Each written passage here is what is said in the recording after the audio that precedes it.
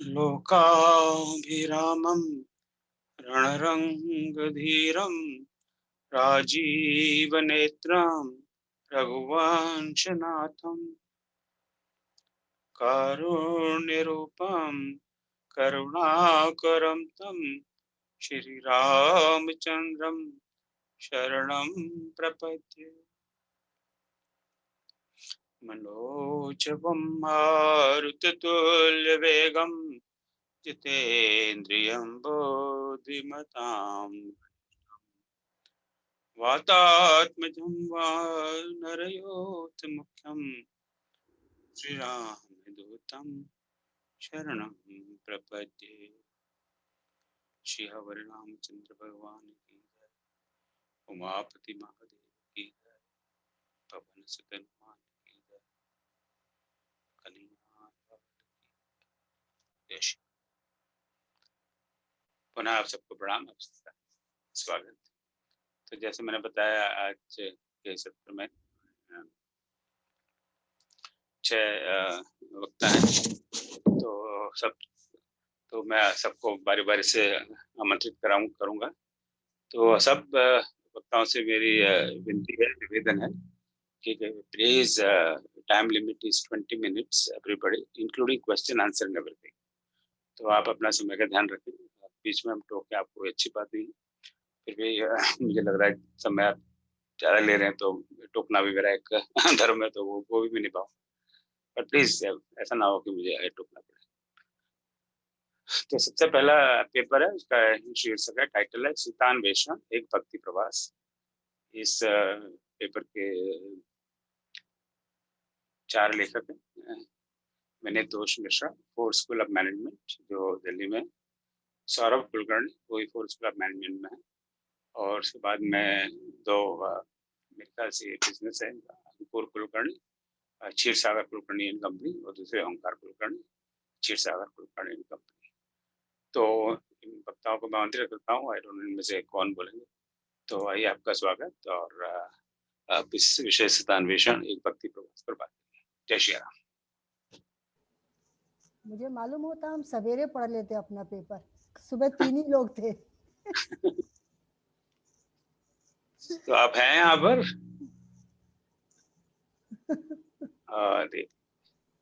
प्रथम ग्रास्य मक्षिका सभी थे। Shivi is there? Yeah, all except Kameshwari ji, everywhere there. Vinetosh Mishra are there. इसमें तो कामेश्वरी जी नहीं, सीतान्वेषण तो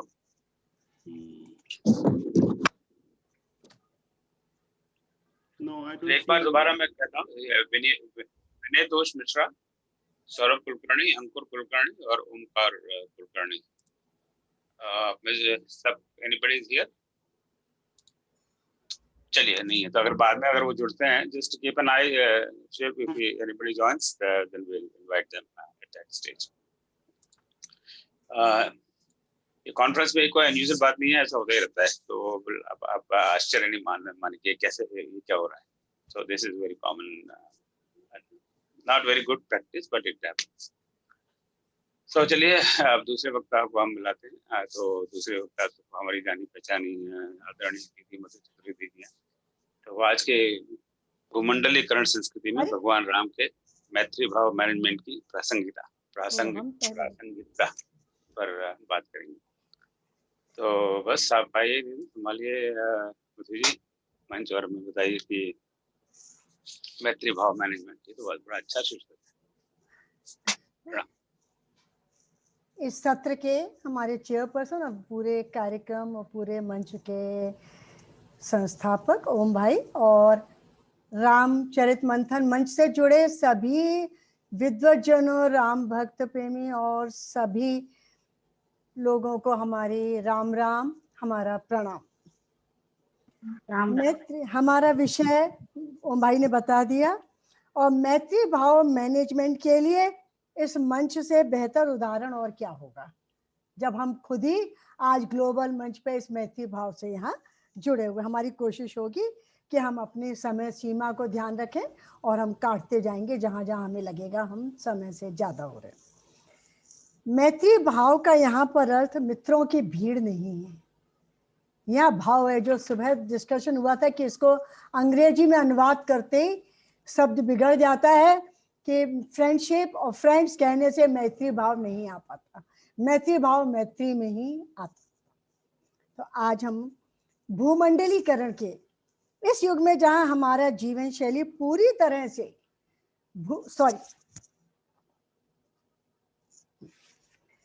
हमारी शैली पूरी तरह से भूमंडलीय हो चुकी है, जहां आज पूरा विश्व एक परिवार बन गया है।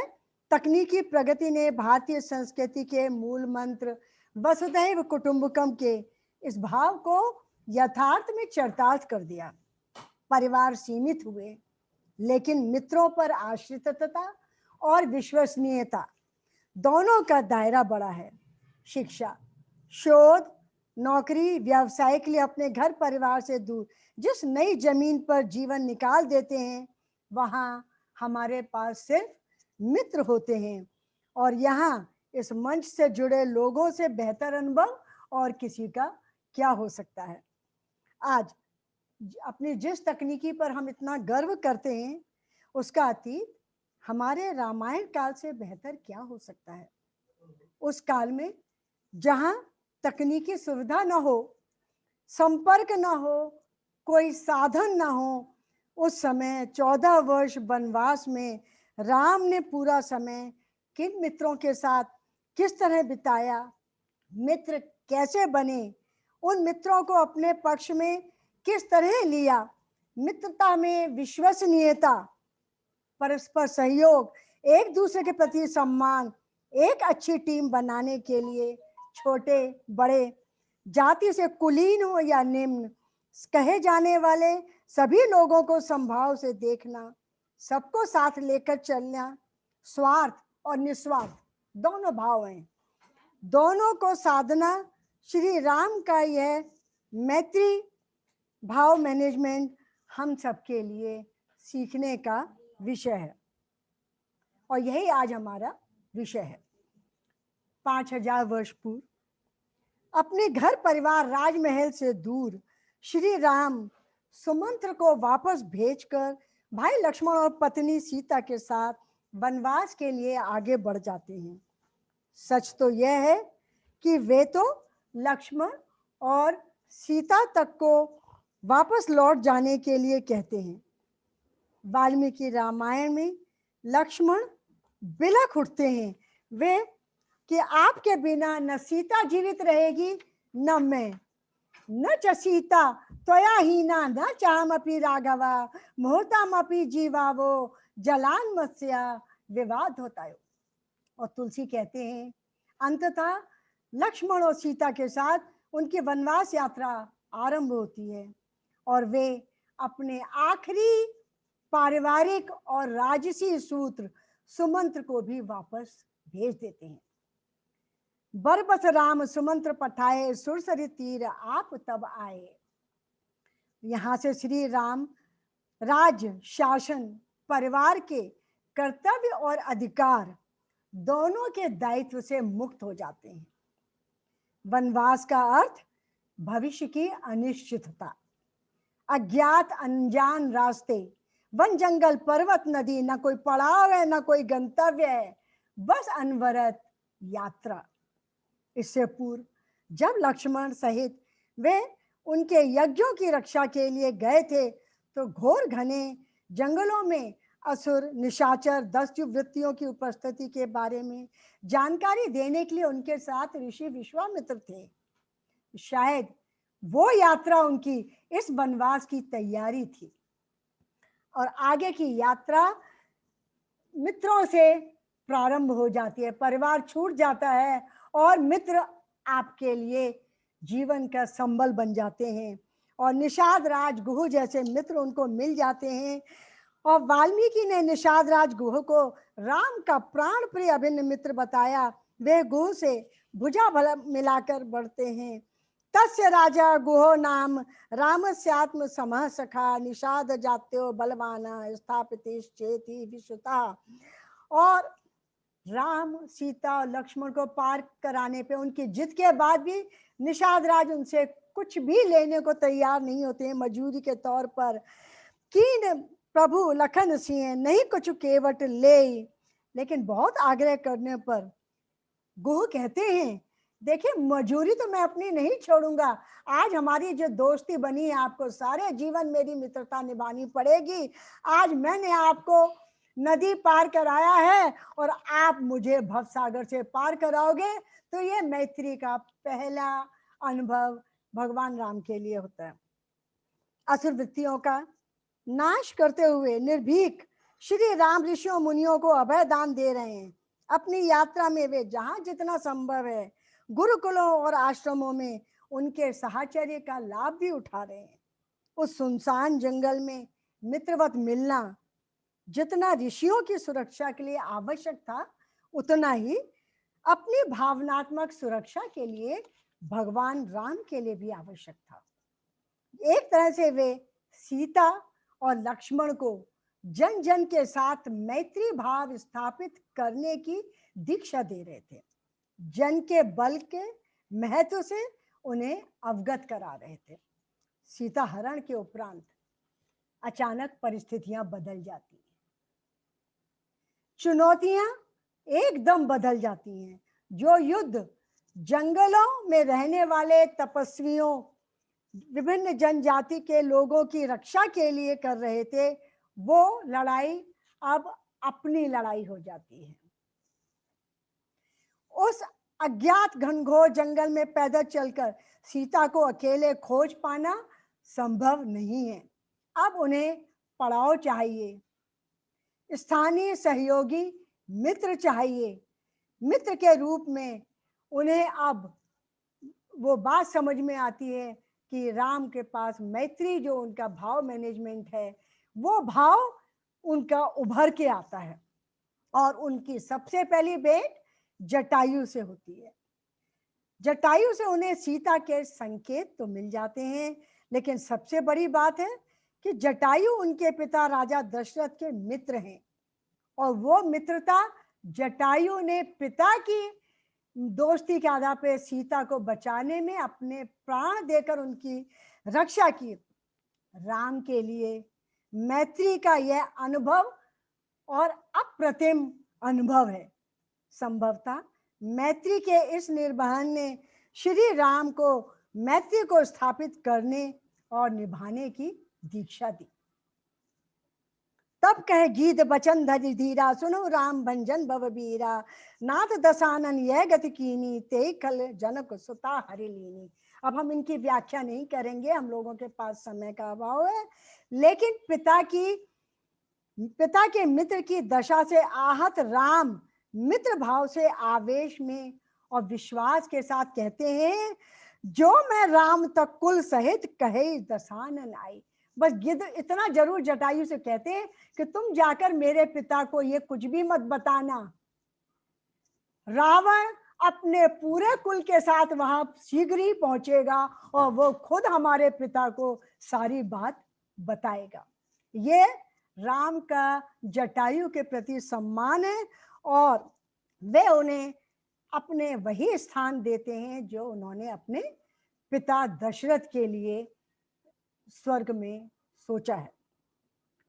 मित्रता का ऋण और उसकी सद्गति प्रदान करने की ये पराकाष्ठा उनकी मैत्री का भाव है। आगे मित्र के रूप में उनकी भेंट अब महावीर हनुमान से होती है। तो राम की मैत्री का विस्तार होता जा रहा है, और दोनों ही प्रथम परिचय में सभी लोग जानते हैं कि हनुमान और राम दोनों ही एक दूसरे के प्रति सशंकित हैं, लेकिन राम आगे बढ़कर मैत्री का हाथ बढ़ाते हैं और अपना परिचय देते हैं। और परिचय मिलने के बाद तो सारी कथा सब विदित है कि वो मैत्री भक्ति में बदलकर हनुमान के साथ वहां तक चली कि उसके बाद राम की बात सुनकर हनुमान राम और सुग्रीव के साथ अब मित्रता की सलाह देते हैं, क्योंकि दोस्ती उन्होंने स्थापित कर ली है।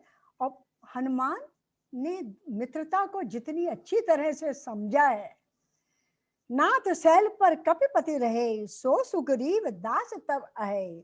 तही सन नाथ मैत्री कीजिए, दीन जान तही अभय करीजिए। हनुमान को 1 मिनट में समझ में आ गया कि परिस्थितियां बड़ी अनुकूल हैं और ये मैत्री भाव बहुत आगे तक चलेगा। और तब हनुमंत उभय दश की सब कथा सुनाई, पावक साखी दे कर जोरी प्रीत बढ़ाई, कि आप सुग्रीव के साथ मित्रता कर लीजिए। अब यहाँ पर देखिए, जो मित्रता का आधार है वो परस्पर सहयोग की बुनियाद पर है। हनुमान बहुत ही विनम्रता से दोनों के लाभ को भी समझा देते हैं। दोनों का दुख एक है, मित्रता का स्वरूप यहाँ दृष्टव्य है।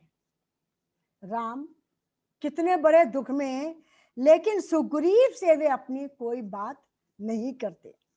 सुग्रीव की छीनी हुई पत्नी को वापस दिलाने, बैरी भाई का वध करने और किष्किंधा का राज दिलाने का आश्वासन दे देते हैं, उन्हें विश्वास दिलाते हैं। ये एक बार में मैत्री के प्रति उनका स्वरूप है।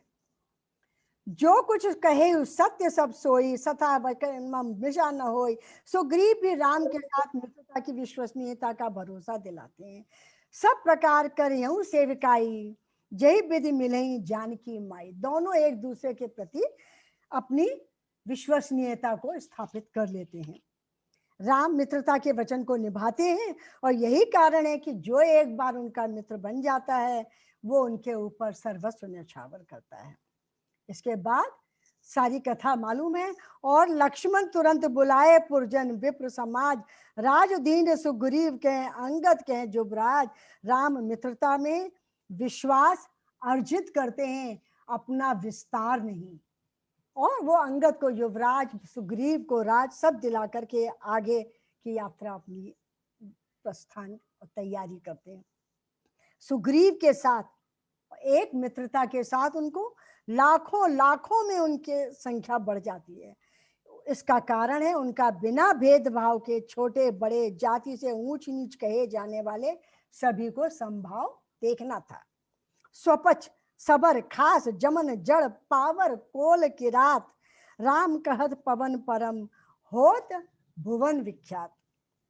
सबको साथ लेकर चलने के जिस मैत्री भाव की हम बात करते हैं, अयोध्या छोड़ते ही उन्हें निषाद की मित्रता को सम्मान देकर जाति के आधार पर सामाजिक व्यवस्था को नकार दिया। शबरी के झूठे बेर खाकर प्रेम और आतिथ्य को स्वीकार किया। कोल भिरात भील समेत सभी जातियों को अपने सेना में शामिल किया। और उनके मित्रों में छोटी गिलहरी भी थी तो गिद्धराज गरुड़ भी थे। मैत्री भाव की पराकाष्ठा है कि राम ने ठीक युद्ध के मुहाने पर खड़े हुए शत्रु रावण के भाई विभीषण के साथ मित्रता के हाथ बढ़ाकर उन्हें भी अपना सहयोगी बना लिया। ये मित्रता की पराकाष्ठा थी। हालांकि विभीषण के साथ इस मित्रता में जामवंत और सुग्रीव ही नहीं, छोटे छोटे बानर भी सशंकित हैं। और दीन बचन सुनी प्रभु मन भावा, भुज विशाल गई हृदय लगावा। अनुज सहित मिले ढिंग बैठारी, बोले बचन भगत भयहारी। उन्होंने जैसे ही विभीषण से मिले और उन्हें अपने बगल में बिठा लिया। कहो लंकेश सहित परिवारा, कुशल कुटाहर बास तुम्हारा। जो विभीषण सोच रहा है कि वो मुझे अपनाएंगे भी कि नहीं, और वे उसे लंकेश कहकर पूरे युद्ध प्रारंभ भी नहीं हुआ है उसकी परिणाम भी बता देते हैं कि लंकेश विभीषण को अपनाने के संबंध में पूरे सेना में असहमति है। राम अपने मित्र वानरों तक की शंका को संतुष्ट करते हैं, उनकी राय का सम्मान के साथ सुनते हैं। वाल्मीकि रामायण में बहुत एक रोचक प्रसंग है कि जब वानर भी सशंकित है विभीषण को देख करके, स्वयं ही सत्यव्रता शूरो धार्मिको दृढ़ विक्रमा, परीक्षकारी स्मृतिमान निश्चितात्मा सुहृत सुच। वानरों की राय देखे कि आप अपने मित्रों पर पूरा विश्वास रखते हैं, उन्हीं के हाथों अपने को सौंप देते हैं, अज्ञातम नास्ति ते किंचित त्रिषु लोकेषु राघव आत्मानं पूजयन् राम पृच्छस्य स्मान सुहृत्या। ये आपकी महानता है, ऐसी कोई बात नहीं है जो आपको ज्ञात नहीं है, फिर भी आप मित्र भाव से हमारा सम्मान बढ़ाते हुए हमसे पूछते हैं। दोनों बातें हैं, आप उनको भी दे रहे हो और हमें भी सम्मान दे रहे हो। राम उन्हें बहुत प्यार से समझाते हैं। मित्र भावेन संप्रातम न त्याजे कथंचन दोषो यद्यपि तस्य स्यात् सतो में तद गर्हितम, कि जो मित्र भाव से आया है उसका कैसे भी त्याग नहीं किया जा सकता।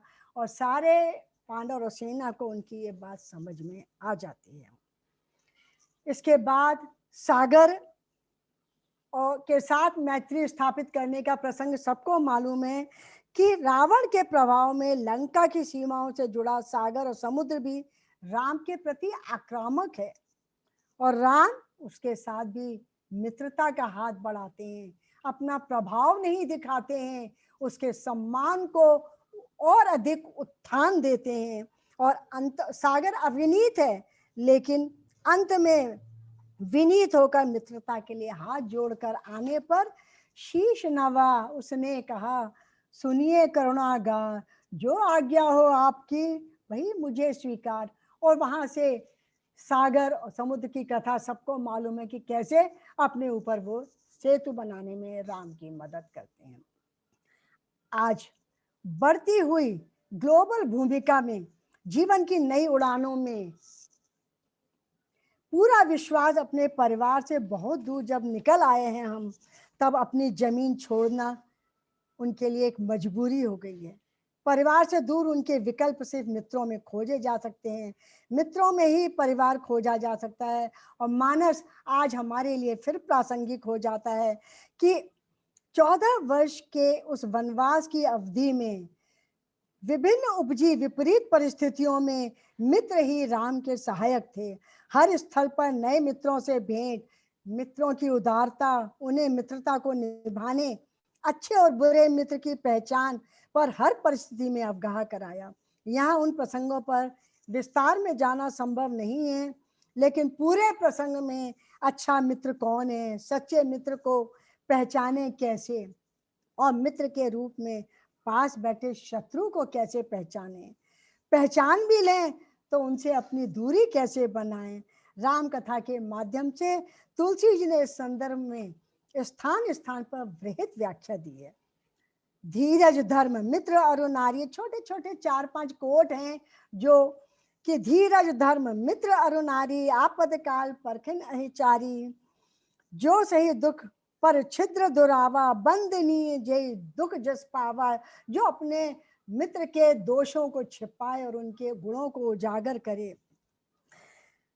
कुपथ निवार सुपंथ चलावा गुण प्रकटे अवगही दुरावा, जो अच्छे दुष्मार्ग से अपने मित्र को हटाए, उसको अच्छे मार्ग पर चलाए, उसके गुण प्रकट करे, अवगुणों को छिपाए। निज दुख गिर सम रज करी जाना, मित्रक दुख रज मेरे समान है, जो सुग्रीव के साथ किया कि उसके धूल के समान दुखों को पर्वत के समान माना और अपने पर्वत के समान दुखों को धूल के समान माना। मित्रता का ये सबसे उत्तम भाव है। अपने मित्र के धूल बराबर दुख को भी उन्होंने पहाड़ की तरह माना। मनुष्य के रूप में राम एक सच्चे मित्र हैं, और ये संदेश उन्होंने पग पग पर उन सबको दिया जिन्होंने उनका साथ अंत तक दिया। मित्र विभीषण से अंतिम उसमें देखिए कि रावण का देहांत हो चुका है, रावण की हत्या हो चुकी है, लेकिन मित्र विभीषण से उनके विरोध के बावजूद अपने भाई रावण को उनका राजकीय सम्मान के साथ अंतिम संस्कार करने के लिए कहते हैं। मरणांतानि वैरानि निवृतम किम न प्रयोजनम कृतामस्य संस्कारो ममाप्य शथा तव, कि अर्थात बैर है जो वो मरने तक ही रहता है, मरने के बाद उसका अंत हो जाता है। जैसे वो तुम्हारा भाई है वैसे ही वो मेरा भी भाई है।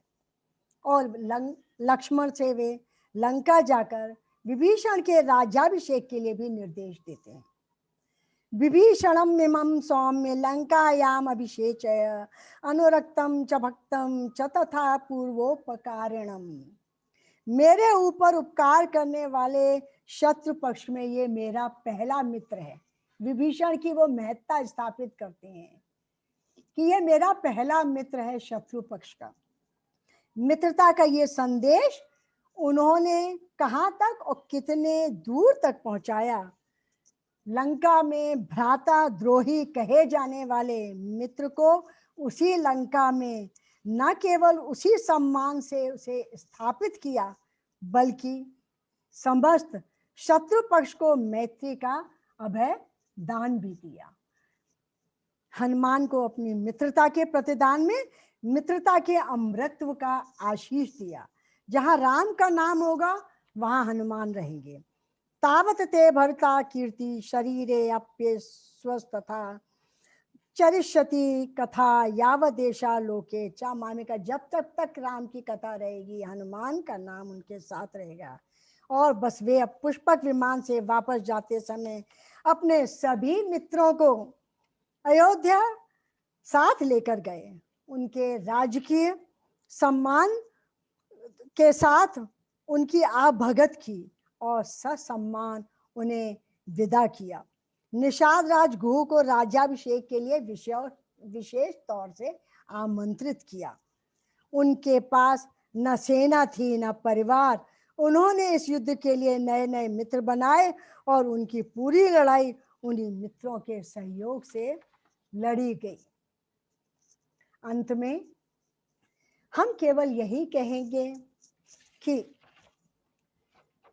पंच तत्व क्षिति जल पावक गगन समीर की भांति श्री राम का जो मैत्री भाव को निभाने के लिए वो अपने धैर्य में पृथ्वी, वेग में वायु, तेज में सूर्य, अग्नि और गंभीरता में सागर के वंशज हैं।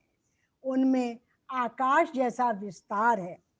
क्षमा ते पृथ्वी तुल्या तेजस भास्करोपमा वेगस्ते वायुना तुल्यो गांभीर्य मुदधेरिव। आज के भूमंडलीय जीवन में आस्था के अलावा मैत्री भाव मैनेजमेंट के लिए श्री राम का चरित्र और व्यवहार अध्ययन और अनुकरण का विषय है। यही बात कहकर मैं अपनी वाणी को विराम देती हूँ। आप सबका बहुत बहुत आभार। हमें लगता है हमने समय सीमा फिर पार की होगी, लेकिन न टोके जाने के लिए भी आभार। बहुत बहुत धन्यवाद मधु जी, बहुत सुंदर आपने बहुत विषय पर बात की। जब हम लोग पिछले सप्ताह मिले थे और सोच रहे थे कि अब हम आगे क्या करना है, मैं ये था कि और रामायण के पात्रों पे चर्चा होनी चाहिए जो पिछले साल हम नहीं कर पाए। तो उसमें एक सप्ताह हम लोग इसी पे बात करेंगे कि रामायण में मित्रता। और तब आपके इसकी पुनः याद आई। तो मित्रता का तो रामायण में बहुत महत्व है और आपने उस पर बहुत संक्षेप में प्रकाश डाला। तो वेरी नाइस। मित्र क्या है, मित्र का धर्म क्या है, मित्र कौन है, जो इतनी व्याख्या है जो तुलसीदास ने की तो नहीं पढ़ी नहीं। तो बहुत सुंदर, बहुत बहुत धन्यवाद पुनः आपको। जय श्री राम।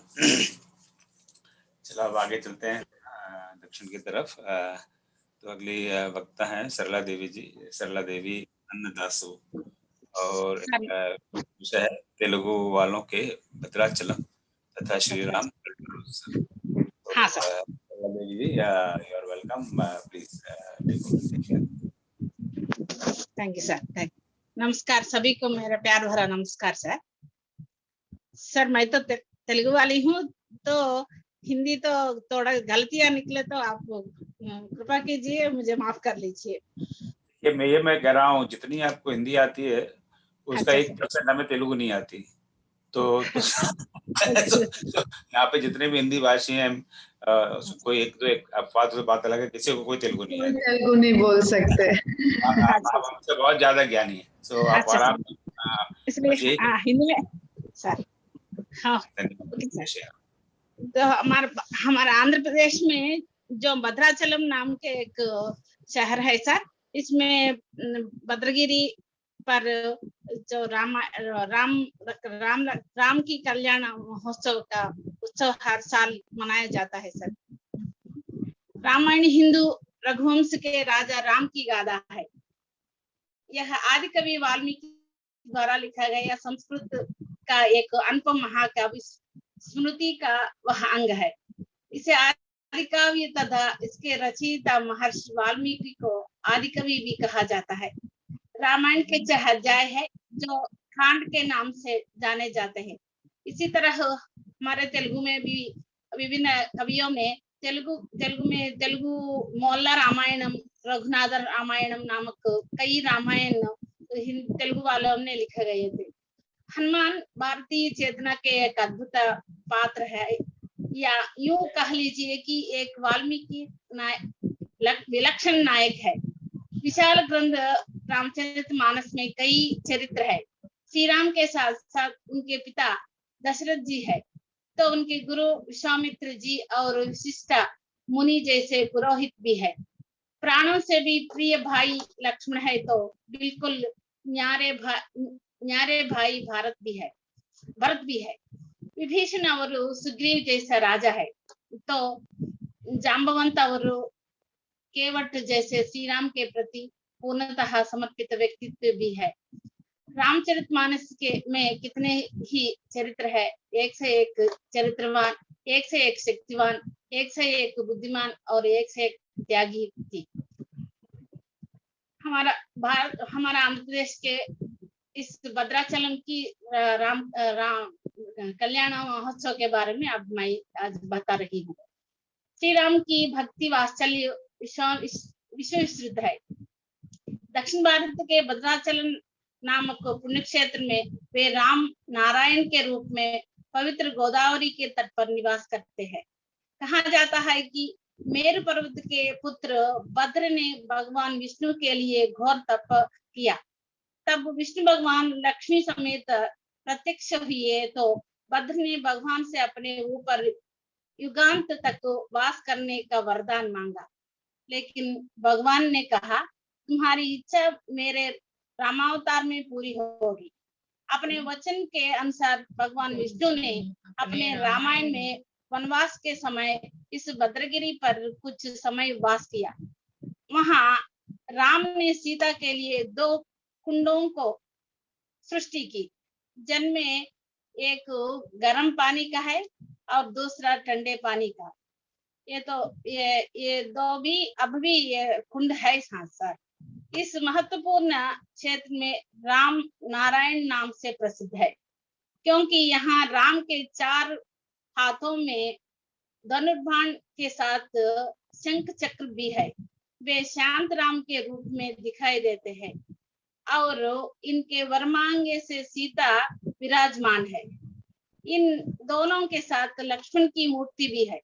कहा जाता है कि इन 3 मूर्तियों की यहाँ किसी ने स्थापना नहीं की, बल्कि भद्र को दिए वरदान के अनुरूप भगवान विष्णु ही स्वयं यहाँ वास करने के लिए आ गए। राम पाद धूलि से पवित्रता प्राप्त करके भद्राचलम नाम से प्रसिद्ध हुए इस पुण्य क्षेत्र में हर वर्ष श्री राम नवमी के दिन सीता राम कल्याण धूमधाम से मनाया जाता है। इस उत्सव को भक्त रामदास, इसे गोपन्ना भी कहते हैं, गोपन्ना उसका नाम असली नाम, रामदास नामक परम राम भक्त ने आरंभ किया। कहा जाता है कि 15वीं शताब्दी में गोलकोंडा पर अब्दुल तानशाह शासन कर रहा था। उसके दरबार में अकन्ना और मादन्ना नामक 2 दीवान थे। वे गोपन्ना के मामा थे। उनके सलाह मानकर गोपन्ना को तानशाह ने भद्राचलम इलाके के तहसीलदार का पद दे दिया। तहसीलदार के रूप में भद्राचलम आने के बाद गोपन्ना ने खुले आकाश के नीचे पड़ी राम, सीता और लक्ष्मण की मूर्तियों को देखकर राम मंदिर के निर्माण का काम शुरू कर दिया। कर के रूप में जो टैक्स है सर, कर के रूप में जो धन राजकोष के लिए वसूल किया जाता था, उसका उपयोग करके उन्होंने राम मंदिर के निर्माण के साथ साथ 3 मूर्तियों के लिए आभूषण भी बनवाए। सरकार का सारा पैसा इसी में खर्च होने के कारण तानशाह ने नाराज होकर गोपन्ना को 12 वर्ष के कारावास की सजा दी। कारावास ने गोपन्ना को बहुत कष्ट दे दिया, फिर भी उन्होंने राम भक्ति नहीं छोड़ी। उनका विश्वास था कि श्री राम तो भक्तों के रक्षक है, वे अवश्य आएंगे और उनका उद्धार करेंगे। कहा जाता है कि उनके विश्वास की रक्षा के लिए राम और लक्ष्मण ने तानशाह के महल में प्रवेश करके अपने को गोपन्ना के दूत बताकर पूरा पैसा चुका दिया। यह पैसा राम माड़ा कहा जाता है तथा अब भी राम मंदिर में दर्शनार्थ अब भी रखा गया है। तानशाह को जब यह बोध हुआ कि गोपन्ना को मुक्त कराने के लिए आए हुए लोग केवल राम और लक्ष्मण के सिवा और कोई नहीं है, तो उसने गोपन्ना को जेल से रिहा करके बड़ा आदर किया। उसी समय से गोपन्ना भक्त रामदास नाम से प्रसिद्ध हुए। उन्होंने तेलुगु में दाशरथी शतकम नामक एक भक्ति शतकम के रूप में भी तथा अन्य भजन कीर्तन भी लिखे गए थे, जो आज रामदास कीर्तन के रूप में गाए जाते हैं, अब भी गाए जाते हैं। भद्राचलम राम मंदिर के राम कल्याणोत्सव हर वर्ष श्री राम नवमी के दिन करने की प्रथा भक्त रामदास ने ही आरंभ की। उन दिनों तानशाह की ओर से इस उत्सव के अवसर पर राम और सीता के श्रृंगार हेतु मोती तथा रेशमी के कपड़े भेजे जाते थे। इस परंपरा का निर्वाह आज तक आंध्र प्रदेश के सरकार की ओर से किया जाता है। श्री राम नवमी के कुछ दिन पहले ही माने होली के दिन से राम मंदिर में राम को वर के रूप में सजाकर वसंतोत्सव को मनाया जाता है। राम नवमी के समय भद्राचलम का प्रवेश द्वार राम मंदिर तरह कल्याण मंडप गणपति स्थापित नामक प्रसिद्ध शिल्पाचार्य के नेतृत्व में कला का पत्थर से निर्मित को विस्तृत प्रकाश था फूलों से सजाया जाता है। इस दिन सुबह से मंदिर में मूल विराट का कल्याण कराए जाते हैं। उत्सव मूर्तियों को सुबह 10 बजे से कल्याण का मंडप में उत्सव धूमधाम से साजबाज के साथ वहां लाया जाता है। राम के आगे सीता को बिठाकर इसकी विघ्नेश्वर की पूजा से आरंभ करके रामदास के द्वारा बनाए गए एक आभूषण से मूर्तियों को सजाकर तथा हैदराबाद की व्यावहारिक द्वार भेंट की मोती मालाओं को धारण करके उत्सव जारी रखा जाता है। 12 वर्ष सीता के गले में भगवान राम का मंगलसूत्र, यह भी रामदास द्वारा बनाया गया, ये सब रामदास के द्वारा बनाया गया आभूषण है, धारण करके कराया जाता है तथा दोनों के सिरों पर चावल सहित मोती डाले जाने के साथ उस उत्सव का समाप्त हो जाता है। हर साल इसी आंध्र प्रदेश में इस उत्सव मनाया जाता है। तो यही राम कल्याण हमारे आंध्र प्रदेश में भद्राचल में हर साल मनाया जाता है। वही रामहंसा। సరళాదేవి గారు చాలా బాగా చెప్పారండి. ఒకసారి భద్రాచల కళ్యాణం మళ్ళీ కళ్ళ ముందు కనిపించింది. పద్ధతులన్నీ చాలా బాగా చెప్పారు. మీరు హిందీ రాదు అనుకుంటూనే హిందీలో చాలా బాగా చెప్పారు. ఓంజీ గారు మనలాంటి వాళ్ళకి చాలా మంచి అవకాశం ఇస్తారండి. చాలా బాగా ఎంకరేజ్ చేస్తారు. సో మీరేం భయపడకండి, మీ పద్ధతిలో మీరు రాయండి. చాలా బాగా చెప్పారు. Nice. Thank you madam, thank you so much sir, इससे अवकाश मुझे दे दिया सर, आपको बहुत बहुत शुक्रिया sir. Thank you very much sir. बहुत बहुत सुंदर, थैंक यू। बहुत ही सुंदर आपने बोला है, बहुत अच्छा लगा सरला जी, बहुत बहुत धन्यवाद आपको। Thank you madam, thank you very much. बहुत सुंदर सरला जी, बहुत ही बढ़िया। मैं जितना कह सकता हूँ आप मुझसे अच्छा हिंदी बोलते हैं। इतनी प्यारी लग रही थी उनके मुंह से हिंदी, बड़ी प्यारी लग रही थी। हिंदी सीखने के लिए हम सब लोगों को आंध्र प्रदेश जाना पड़ेगा। वेरी नाइस, अरे भी आप 2 भाषा आती ना, हम लोग एक ही बोलते हैं, आप 2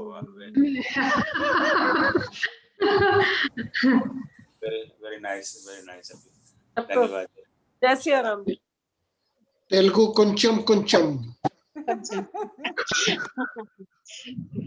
अब आगे बढ़ते हैं।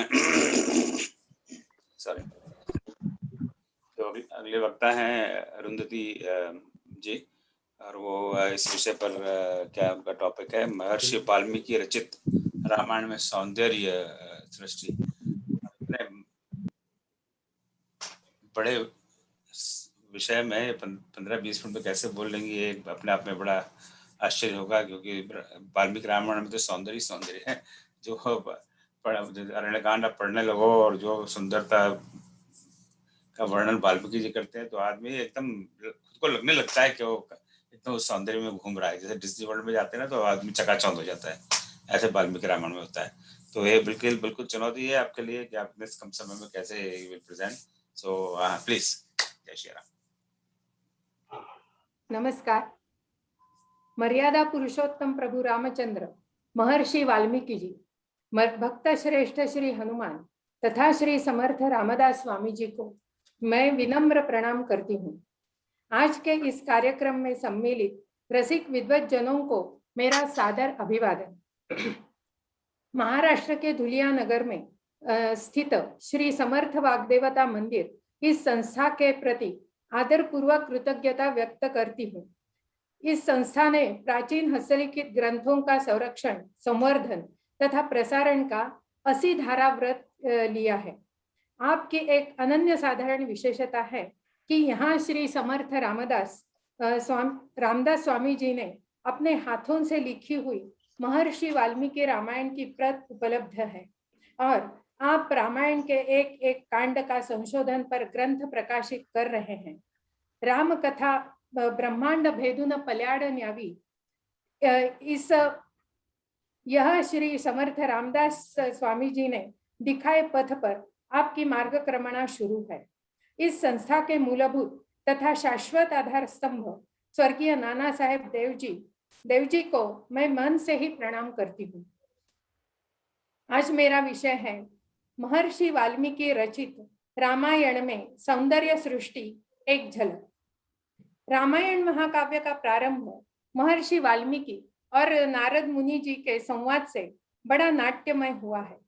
मानो यहीं से एक सौंदर्य सृष्टि साकार हो रही है। इस सौंदर्य सृष्टि के कुछ झलके दिखाते हुए सुविधा के लिए कुछ विभाग किए हैं। 1. प्रकृति वर्णन।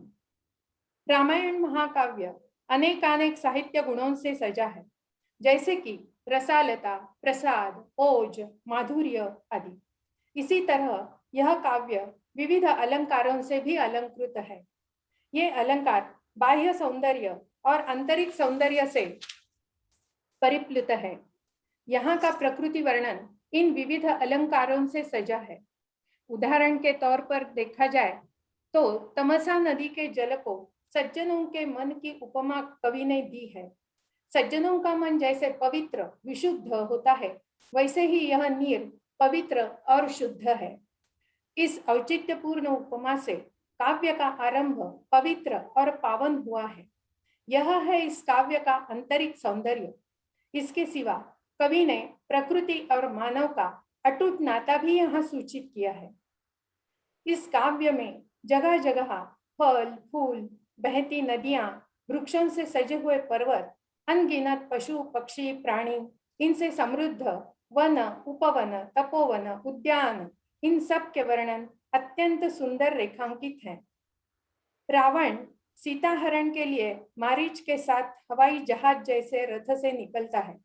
तब मारीच आश्रम से दंडकारण्य, यहाँ बहुत बड़ा लंबा अंतर कवि ने केवल नदियां, पर्वत आदि बहुवचनों का शब्द प्रयोग करते हुए सूचित किया है। और इस वर्णन से रावण के मन में सीता प्राप्ति की तीव्र इच्छा भी सूचित होती है। दंडकारण्य पहुंचते ही रथ से उतरते समय रावण मारीच का हाथ अपने हाथ में लेता है जैसे वह मारीच के प्रति कृतज्ञता व्यक्त कर रहा हो। इस तरह यहाँ प्राकृतिक सौंदर्य और भावनिक सौंदर्य इनका सुंदर सम्मिलन हुआ दिखाई देता है। संदर्भ है अरण्यकांड सर्ग 54। प्रकृति वर्णन में वर्षा ऋतु, शरद ऋतु, चित्रकूट पर्वत आदि सुंदर सुंदर वर्णन है। यहाँ कवि की असाधारण प्रतिभा पग पग पर आविष्कृत हुई नजर आती है, मानो ये शब्द चित्र ही है। इस प्रकार करके असंख्य कथाएं, वर्णन, कल्पनाएं, संकल्पनाएं चिरंजीव हुई है। यह जगत के सामने आना आवश्यक है। इसके अलावा कवि की असाधारण प्रतिभा, युद्ध वर्णन, अहल्या, शबरी, कबंध, इनका उद्धार, अयोध्या तथा लंका वर्णन आदि ऐसी पग पग पर आविष्कृत हुई है। 2 नंबर है प्रसंगों का चित्रण। खर राम युद्ध वर्णन में वीर, अद्भुत, भयानक आदि रसों का परिपोष हुआ है। यह वर्णन बहुत ही आश्चर्यकारक है, लेकिन यह वर्णन बहुत ही संयम से कवि ने किया है। कवि ने अस्तमान सूर्य को दिवाकर यह शब्द प्रयोग करके मानो सूचित किया है कि खर का अस्त भी नजदीक ही आ रहा है। आगे ये सब वर्णन अनोखी ओजस्विता के साथ दिखाई देता है। आगे राम जी लक्ष्मण जी को कहते हैं, प्रथम तुम सीता को कठिन गुफा में ले जाओ, उनकी सुरक्षितता महत्वपूर्ण है। स्त्री, बाल, वृद्ध इनकी सुरक्षितता युद्ध काल में पहले देखी जाती है। यही तो हमारी संस्कृति है। रामायण में तत्कालीन बड़े बड़े यज्ञों का वर्णन है। ये वर्णन वर्तमान के व्यवस्थापन शास्त्र, साइंस ऑफ मैनेजमेंट लगते हैं। प्रजाजनों की सुविधा के लिए शरयू नदी के उत्तर तीर पर अयोध्या से दूर महाराज दशरथ जी आयोजित पुत्र कामेष्टि यज्ञ इसका एक उदाहरण है, क्योंकि इस यज्ञ के समय अयोध्या के प्रजाजनों को कुछ दिक्कतें ना हो, उनके दैनंदिन जीवन में कुछ दिक्कतें ना आए, यही उसका कारण दिखाई देता है। वहां सभी जन यज्ञ व्यवस्था की मुक्त कंठा से वाहवा करते थे। इस प्रकार के यज्ञ वर्णन कवि प्रतिभा का अतुलनीय आविष्कार है। राम जी के यौव राज्याभिषेक हेतु कवि ने भारतीय संस्कृति के प्रेयस, लौकिक कल्याण और श्रेयस, पारमार्थिक कल्याण, ये दोनों संकल्पनाएं बड़ी कुशलता से यहाँ गुंफित की है। ये 2 कल्पनाएं एक महत्वपूर्ण विचार दिखाई इन सभी वर्णनों में, इन यज्ञ के सभी वर्णनों में एक मूलभूत विचार सभी ओर दिखाई देता है, और वो है विनय। इन वर्णन की और कोई विशेषता दिखाई देती है दीक्षा, व्रत, नियम, शुद्धाचरण आदि, मनस्संयम आदि शाश्वत संकल्पनाएं। तीसरा, व्यक्ति रेखाओं का सौंदर्य। इस काव्य के नायक एवं आत्मा राम जी की व्यक्ति रेखा को कवि ने सुंदर एवं समर्पक विशेषणों से चित्रित किया है, जिससे काव्य की सौंदर्य सृष्टि और भी सुंदरता से साकार हुई है। वनवास में एक जगह सीता जी राम जी को धर्मज्ञ, धर्मात्मा कहती है। धीरोदात्त, धीर ललित, धीर गंभीर, धीर शांत, ये राम जी के गुण विशेष उनके पूरे जीवन में दिखाई देते हैं। सीता जी का त्याग, यह आक्षेप राम जी पर है, परम राम जी की व्यक्ति रेखा का समग्रता से विचार करें तो वे दृढ़ व्रती है, और उनका व्रत है लोकाराधन, प्रजा का समाधान। और यही उत्तर है राम जी ने किया हुआ सीता जी का त्याग, क्योंकि राम जी किसी भी हद तक त्याग कर सकते हैं। राम जी की एक अनन्य साधारण विशेषता है कि वे एक वचनी, एक पत्नी, एक बाणी है। ऐसे होते हुए भी वे एक मनुष्य भी है। इस कल्पना से कवि ने आपकी व्यक्ति रेखा चित्रित की है। इससे वह चित्रण अधिक जीवित तथा अपना सा लगता है। एक जगह वनवास में राम लक्ष्मण जी के संवाद समय राम जी अपने पिता को कामलोलुप कहते हैं। इससे उनके मन का सूक्ष्म क्रोध ही व्यक्त हो रहा है। काव्य के नायक राम, तदनंतर राजा राम और आगे मर्यादा पुरुषोत्तम प्रभु रामचंद्र जी, यह नर से नारायण हो रहा प्रवास अत्यंत रम्य है। अन्य पुरुष व्यक्ति रेखा भी अजरामर कवि ने अजरामर किए हैं। महाराज दशरथ की व्यक्ति रेखा को संत तुलसीदास जी ने अजरामर कर दिया है। रघुकुल रीत सदा चली आई, प्राण जाई पर बचन न जाई। रामायण की अन्य स्त्री व्यक्ति रेखाएं, रामायण की स्त्री व्यक्ति रेखाएं। पुरुष प्रधान संस्कृति में एक पुरुष होकर भी कवि ने स्त्री व्यक्ति रेखाओं का चित्रण बड़ी समदृष्टि से किया है। नायिका सीता, इस काव्य की नायिका सीता जी जनक कन्या दशरथ स्नुषा, पतिव्रता, वनवासिनी, स्वाभिमानी, तेजस्विनी एवं अंत में परित्यक्ता। जीवन के इन सभी स्थित्यंतरों में और स्थित्यंतरों के बाद मन में समाये जाती है तो एक तेजोमय अग्निशिखा। परम वे एक मनुष्य भी है। जहाँ विवेक है वहां अविवेक भी हो सकता है, और यही तो मनुष्य की मनुष्यता है। सीता जी में कहीं जगह साधारण मनुष्य जैसा अविवेक भी दिखाई देता है, जैसे कि सुवर्ण मृग के मोह में आना, राम जी के मारीच ने निकली हुई हुबहू आवाज न पहचानना, लक्ष्मण जी की निर्भत्सना करना, उनके हेतु पर आशंका लेना आदि। राम जी के वनगमन के लिए निकलते समय सीता जी अब दुविधा में पड़ेगी ऐसा अन्य लोगों को लगा होगा, परम वो बिना विलंब पतिव्रता धर्म चुनकर वनवास के लिए निकलती है। भारतीय नारी के सौंदर्य सृष्टि की एक झलक के रूप में इससे अच्छा दूसरा उदाहरण क्या हो सकता है। सीता जी विनम्र है, सुशील है, सुंदर है, सुविद्य है। राज्य संभालने के लिए राजपुत्रों को जो जिस तरह की शिक्षा आवश्यक थी वह सब सीता जी ने आत्मसात किया था, ऐसा दिखाई देता है। कैकेयी ने जब भरत को राज्य और राम जी को 14 साल का वनवास, ये 2 वर महाराज दशरथ से मांगे, तब महर्षि वशिष्ठ क्रोध से आग बबूला हो गए और वे कहने लगे, राम जी अगर वनवास चले जाते हैं तो भरत को राज्य क्यों? सीता पालयिष्यति मैदिनीम्, सीता पृथ्वी का राज्य संभालेगी। विशाल राज्य सूचित करने के लिए कवि ने मैदिनी यह शब्द का प्रयोग किया है। और इसके आगे महर्षि वशिष्ठ कहते हैं, और कैकेयी महाराज के साथ वन चली जाएगी। इसी श्लोक का दूसरा चरण है। तो इसका मतलब लगता है कि कैकेयी ने राम को वनवास भेजा तो तू भी खुद चली जा वनवास में, यही तो शिक्षा दंड होगा उसके लिए शायद।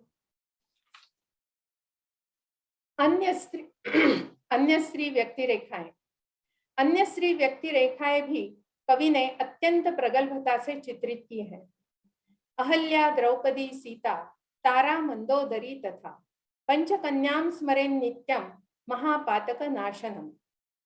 इस श्लोक में द्रौपदी जी महाभारत की व्यक्ति रेखा है और बाकी चारों व्यक्ति रेखा रामायण की है। परम अहिल्या जी को छोड़कर बाकी चारों व्यक्ति रेखाओं ने अपने पति के गलत कदम संवारने के लिए बहुत प्रयास किए। उदाहरणादाखल हम देख सकते हैं वाली की पत्नी तारा, उन्होंने अपने पति को सुग्रीव का राज्य हरण करना तथा उसकी पत्नी को हरण करना, इन दुष्कृत्यों से परावृत्त करने की बहुत कोशिश की।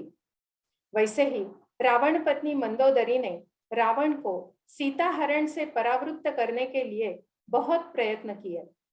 दुष्कृत्यों से सत्कृत्य की ओर ले जाने की सौंदर्य दृष्टि से यह सौंदर्य सृष्टि अधिक प्रकाशमान हुई है।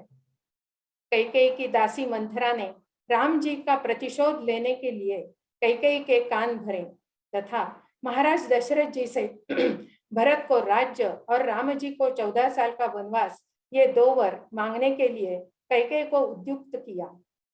ये संदर्भ है अयोध्या कांड सर्ग 9। कवि हर एक घटना में कार्य कारण देते हुए दिखाई देते हैं। उससे कोई भी बात अस्पष्ट है ऐसा नहीं लगता। यह बात काव्य का सौंदर्य वृद्धिंगत करती है। इसके सिवाय भौगोलिक, सामाजिक, खगोलशास्त्रीय, आध्यात्मिक, राजकीय तथा शिक्षा ऐसे अनेकानेक बिंदुएं और संदर्भ इस काव्य में हैं। इस प्रकार रामायण की सुंदर सौंदर्य सृष्टि का आनंद लेते हुए कवि की कुशलता से लेखनी चलाना प्रतीत होता है। उनमें अनेकानेक तेजस्वी झलके दिखाई देती हैं, पर इस समय मेरी ऐसी स्थिति हुई है, अनंत हस्ते कमला वरसे, दे रहे हो तो कितना ले लूं 2 करोड़ से। रामायण महाकाव्य की सौंदर्य सृष्टि की झलके दिखाने का यह प्रवास मुझे राम सेवा का प्रसाद ही लगता है। यहाँ मैं विराम लेती हूँ। धन्यवाद। अरुंधति जी, व्यक्ति रेखा, इसको क्या पर्सनालिटी कहेंगे अंग्रेजी में? व्यक्ति रेखा का अनुवाद कह सकते हैं, लेकिन वो पूरा अर्थ मुझे नहीं लगता। तो आप अंग्रेजी में कैसे अभिव्यक्ति करेंगी?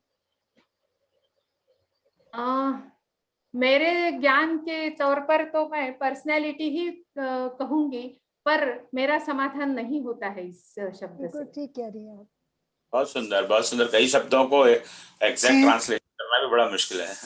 अब कल बार वैराग्य की, वैराग्य का कैरेक्टर स्केच कह सकते हैं ओम भाई। अभी है सेशन में वो जवाब देंगी।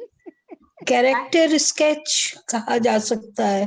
हाँ, कैरेक्टर स्केच। हिंदी के शब्द कभी अंग्रेजी में, वो आज सुबह ओम भाई हो रहे हैं, सुबह उन्होंने चर्चा में कहा वैराग्य, अब वैराग्य के लिए उन्होंने कहा डिप्रेशन। हाँ, ये भी नहीं हो सकता। वैराग्य को रिनंसिएशन कहते हैं। रिनंसिएशन, रिनाउंस्ड, वैराग्य। रिनाउंस्ड थोड़ा फर्क हो अलग अंग्रेजी में एग्जैक्टली नहीं ला सकते। कुछ आ जाएगा। वैराग्य क्या तटस्थता नहीं है? वैराग्य को नॉन अटैचमेंट है। तटस्थता, हिंदी में तटस्थता हुआ ना। ना उदासीन हो जाता है। तटस्थ विनंसिएशन, त्याग। वैराग्य तो अलग ही चीज है। होता है। नहीं, हम तो सरोज जी को देख के उस शब्द हमने बेकार में बीच में दे दिया। मुख्य बात तो ये है कि अंग्रेजी में वैराग्य होता ही नहीं है। वैराग्य संस्कृत और हिंदी में ही होता है। वैराग्य शब्द का कोई अंग्रेजी तो संस्कृत और हिंदी में ही वैराग्य होता है। अंग्रेजी पहुंचते पहुंचते वैराग्य है वो संसार। बहुत सही आदित्य जी, बहुत बढ़िया बात बोली है आपने। शब्द के अंग्रेजी अनुवाद नहीं है, वो अंग्रेजी में होता ही नहीं। अब देखिए, गीता की बहुत से शब्द ऐसे हैं जो मतलब संस्कृत के हैं, उनको कितना ही पीट लीजिए, घिसा लीजिए, कुछ करिए, पर इंग्लिश में उसका नहीं मिलता है। ये बात सच है। बहुत अच्छी बात आपने। मैं नमन करती हूँ गुरु जी को, और एक चीज के लिए अनुरोध करूंगी, लेकिन हिंदी में राम का अंग्रेजी में राम शब्द समझ में आ जाता है, तो मेरे ख्याल से जो भी मेरी आदरणीय बहन ने कहा है, उन सांस्कृतिक और आध्यात्मिक शब्दों को उसी रूप में अंग्रेजी में ये प्रयोग करें, ताकि कम से कम भारत की संस्कृति के शब्द पढ़ने वाले लोगों तक जाए। इसलिए ये अनुरोध आप लोगों से है। हाले कहना नहीं चाहिए, अंग्रेजी जानना बहुत अच्छी बात है, पर संस्कृत को अगर अंग्रेजी लाने पता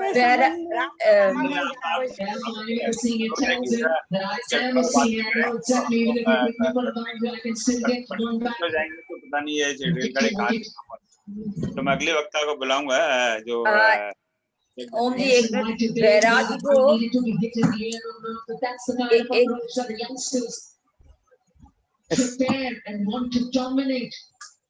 हाँ, आवाज आ रही है।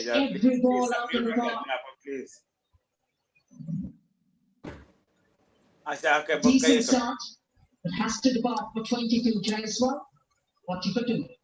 Please turn off your audio wherever this sound is coming from. हाँ, करुणा जी कहिए आप। करुणा जी कहिए। तो हाँ, ये वैराग्य का डिटैचमेंट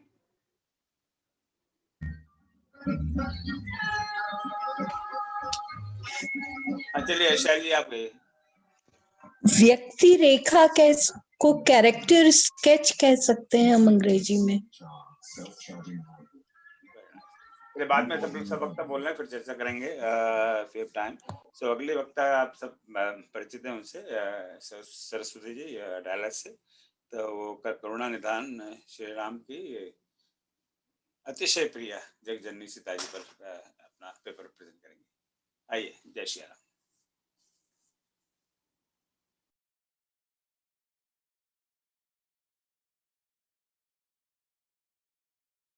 आप म्यूट पर हैं, म्यूट पर हैं आप म्यूट पर हैं।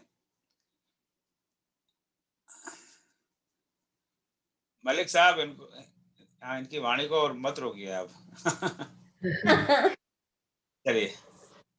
सभी विद्वत जन को सादर नमस्कार। राम राम। मैं अपने को धन्य मानती हूँ कि आप लोगों के साथ मंथन में भाग लेने का अवसर मिला है। रामचरितमानस में सीता जी और उनके करुणा निधान राम जी के पारस्परिक संबंध का वर्णन सर्वप्रमुख मनोरंजक है। तुलसीदास जी कहते हैं कि जगत जननी सीता करुणा निधान राम की अतिशय प्रिय हैं और दोनों अभिन्न हैं। मिथिला नरेश की पुष्प वाटिका में प्रथम मिलन में दोनों स्नेह में बंध गए। विवाह के पश्चात राम एक राजकुमार से मर्यादा पुरुषोत्तम हो गए और सीता जी के करुणा निधान भी। उनके जीवन में सुख दुख आए परंतु उनके प्रेम में कभी कमी नहीं आई।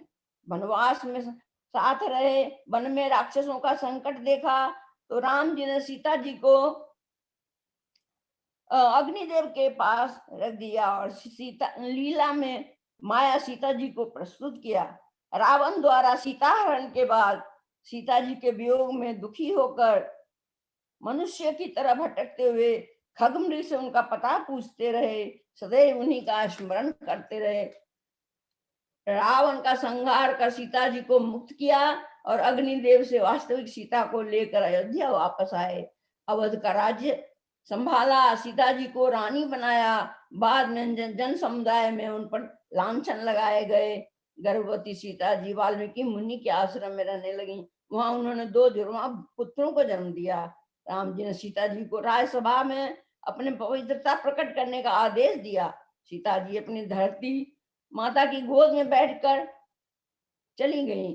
इन कथाओं में विविधता है और उन पर अनेक विवाद भी हैं, परंतु सीता जी और उनके करुणा निधि राम के बीच के अतिशय प्रेम की पारस्परिक विश्वास पर कभी कोई संदेह नहीं है। कुछ नहीं आ रहा है। सीता जी का स्वरूप, जगत जननी सीता एक आदर्श नारी के रूप में युगों से पूजी जाती हैं। तुलसीदास जी रामचरितमानस के प्रारंभ में सीता की वंदना और उनकी महिमा का वर्णन करते हैं। जनक सुता जगत जननी जानकी, अतिशय करुणा निधान की, ताके युगपद कमल मनावो, जासु कृपा निर्मल मति पावो। श्री जनक जी की पुत्री जगत जननी और करुणा निधान श्री राम की अक्षय प्रिया श्री सीता जी के दोनों चरण कमलों में वंदना करता हूँ, जिनकी कृपा से निर्मल बुद्धि प्राप्त होती है। सीता जी श्री जनक जी की पुत्री हैं, उनके समान देहाभिमान से रहित और ज्ञान निधान है। सृष्टिकर्ता और आदि शक्ति के रूप में जगत जननी है और भगवान राम की पुरातन संगिनी के रूप में करुणा निधान की अतिशय प्रिय हैं। वे सीता जी की उपासना जो करेगा उसकी बुद्धि के विकार दूर होंगे। मानस बालकांड में मंगलाचरण में भी सीता जी की वंदना की गई है। उद्भव स्थित संहार कारिणी क्लेश हारिणी सर्वश्रेष्य करी सीताम न तो हम राम वल्लभाम। उत्पत्ति स्थिति और संहार करने वाली, क्लेशों को हरने वाली तथा संपूर्ण कल्याणों को करने वाले श्री राम जी कि प्रियतमा सीता जी को मैं नमस्कार करता हूँ। तुलसीदास जी सीताराम के संयुक्त वंदना में कहते हैं कि दोनों अभिन्न है, दोनों में कोई भेद नहीं है। गिरा अर्थ जल बीच सम कहियत भिन्न न भिन्न, बंधु सीता राम पद जिन्हि परम प्रिय खिन्न। जैसे वाणी और अर्थ दो अलग शब्द हैं पर दोनों में कोई भेद नहीं है। और जल और बीची उठने वाली तरंगे भले ही अलग अलग हैं पर दोनों में रंच मात्र भी कोई भेद नहीं। इसी प्रकार सीता जी और राम जी भी वास्तविक रूप से अभिन्न हैं। मैं श्री सीताराम जी के चरणों की वंदना करता हूँ जिन्हें दीन जन परम प्रिय हैं। जगत जननी सीता जी, तुलसीदास जी की वंदना में सृष्टि की रचयिता सीता जी को जगत जननी कहते हैं। साक्षात महालक्ष्मी ही सीता का रूप में अवतरित हुई हैं। स्वयंभू मनु और शत्रुपा की पुत्र प्राप्ति की तपस्या पर उनके समक्ष दो रूप प्रकट हुए, भगवान राम और जगत जननी सीता। भगवान ने उनको वरदान दिया कि वे उनके पुत्र के रूप में अवतार लेंगे। फिर भगवान ने सीता जी का परिचय दिया, ये आदि शक्ति हैं, इनके द्वारा ही सृष्टि का निर्माण हुआ है और जब मैं अवतार लूंगा तो ये मेरी माया शक्ति भी मेरे साथ आएंगी। आदि शक्ति जय जग उपजाया सोई अवतरहि मोरी यह माया। आदि शक्ति और सृष्टि की रचयिता जगत जननी सीता जी की अनंत शक्तियां और सिद्धियों का वर्णन है। बाल अवस्था में ही उन्होंने पूजा घर में रखे महान शिव धनुष को एक हाथ से उठा लिया, जिसे स्वयंवर में राम के सिवा सारे राजा एक साथ मिलकर भी नहीं उठा सके। वो भगवान, वो साक्षात महाशक्ति हैं और तेजोमयी हैं। लंका में अकेली राक्षसियों के बीच बंदनी सीता जी ने रावण को उसकी अनर्गल बात पर फटकार लगाकर चुप करा दिया। उसको जरा भी भय नहीं हुआ। उन्होंने रावण से कहा, सठ सुने हरियाणा मोही, अधम निर्लज्ज लाज नहीं कोई। सीता जी धरती की पुत्री थी और उनके स्वभाव में उदारता, धैर्य, शालीनता और सहिष्णुता थी। वह शांति स्वरूपा है, इसे इनकी दुर्बलता नहीं समझनी चाहिए। मानस में सीता जी की सिद्धियों का भी उल्लेख है। विवाह के अवसर पर सीता जी ने सिद्धियों को बुलाकर आदेश दिया कि बारातियों के सम्मान की सुविधा के प्रबंध करें। भरत अयोध्या से सारे हमारे साथ चित्रकूट आए, उनमें महाराज श्री दशरथ की रानियां भी थी। सीता जी ने जितनी सासुएं थी उतने ही वेश बना लिए और प्रत्येक की सेवा में संलग्न हो गई। सीताराम का मिलन और अतिशय प्रेम की कथा। सीता जी और राम जी मिथिला नरेश की पुष्प वाटिका में मिलन के बाद स्नेह में बंध गए। प्रातःकाल गुरु के लिए फूल लाने पुष्प वाटिका में गए। वहां सीता जी भी अपनी सखियों के साथ गौरी मंदिर में पूजा करने आई। वापस आ रही थी, एक सखी ने कहा कि दो राजकुमार बाग देखने आए, उनकी सुंदरता वर्णनातीत है। सीता जी को बहुत उत्कंठा हुई और राम के दर्शन की लालसा हुई। उन्होंने नारद जी के वचन और राम जी से अपने पुरातन प्रेम का स्मरण हुआ। वह सखियों के साथ कुमारों को देखने के लिए आगे आई और चारों ओर घूम घूम कर देखने लगी। कंकण, हाथों के कड़े करधनी और पायजे पर शब्द सुनकर रामचंद्र जी हृदय में विचार कर लक्ष्मण जी से कहते हैं कि यह ध्वनि ऐसी आ रही है मानो कामदेव ने विश्व को जीतने का संकल्प करके डंके पर चोट मारी है। ऐसा कहकर श्री राम जी ने फिर कर उस ओर देखा। श्री सीता जी के मुख रूपी चंद्रमा के लिए उनके नेत्र चकोर बन गए, सुंदर नेत्र स्थिर हो गए, टकटकी लग गई। सीता जी की शोभा देखकर भी राम जी ने बड़ा सुख पाया। हृदय में उनकी सराहना करते हुए हैं किंतु मुख से वचन नहीं निकलते। यूं श्री राम जी छोटे भाई से कह रहे हैं, पर मन सीता के रूप में लुभाया हुआ है। उनके मुख रूपी कमल के छवि का रूप मकरंद रस को भौरे की तरह पी रहा है। उधर सीता जी चकित होकर चारों ओर देख रही हैं। मन इस बात की चिंता कर रहा है कि राजकुमार कहाँ चले गए। लता ओट तब सखिन लखाए, श्यामल घोर किशोर सुहाए। देखी रूप लोचन ललचाने, हर से जनु निज निधि पहचाने। लोचन मग राम ही उरयानी, दीन पलक कपाट सयानी। नेत्रों के रास्ते श्री राम जी के हृदय में लाकर चतुर शिरोमणि जानकी जी ने पलकों के किवाड़ लगा दिए, अर्थात नेत्र मूंद कर उनका ध्यान करने लगी। जब सखियों ने सीता जी को प्रेम के बस जाना तब वे मन में सुखा गई, कुछ कह नहीं सकती थी। उसी समय दोनों भाई लता भवनों से निकले। सखी ने कहा कि गौरी का ध्यान फिर कर लेना, अभी तो सामने देख लो। सीता जी ने ऊपर से नीचे तक राम जी की शोभा देखी और पिता का प्रण याद करके उनके मन में बड़ा क्षोभ हुआ।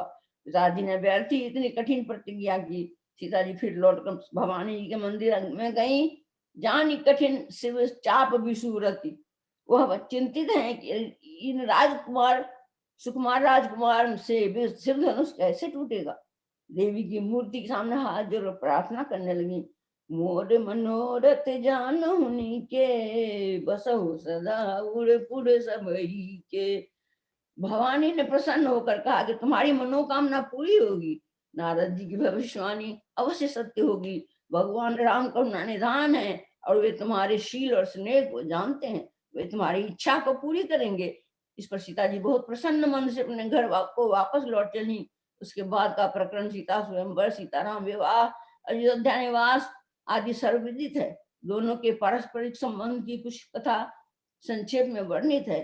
राम जी बन जाने के समय सीता जी को वन के कष्ट और सास ससुर की सेवा का महत्व समझाकर अयोध्या में रहने को कहते हैं, परंतु सीता जी भाव विह्वल होकर साथ ले जाने की विनती करती हैं। वो कहती हैं कि तुम्हारे बिना स्वर्ग भी नरक के समान है।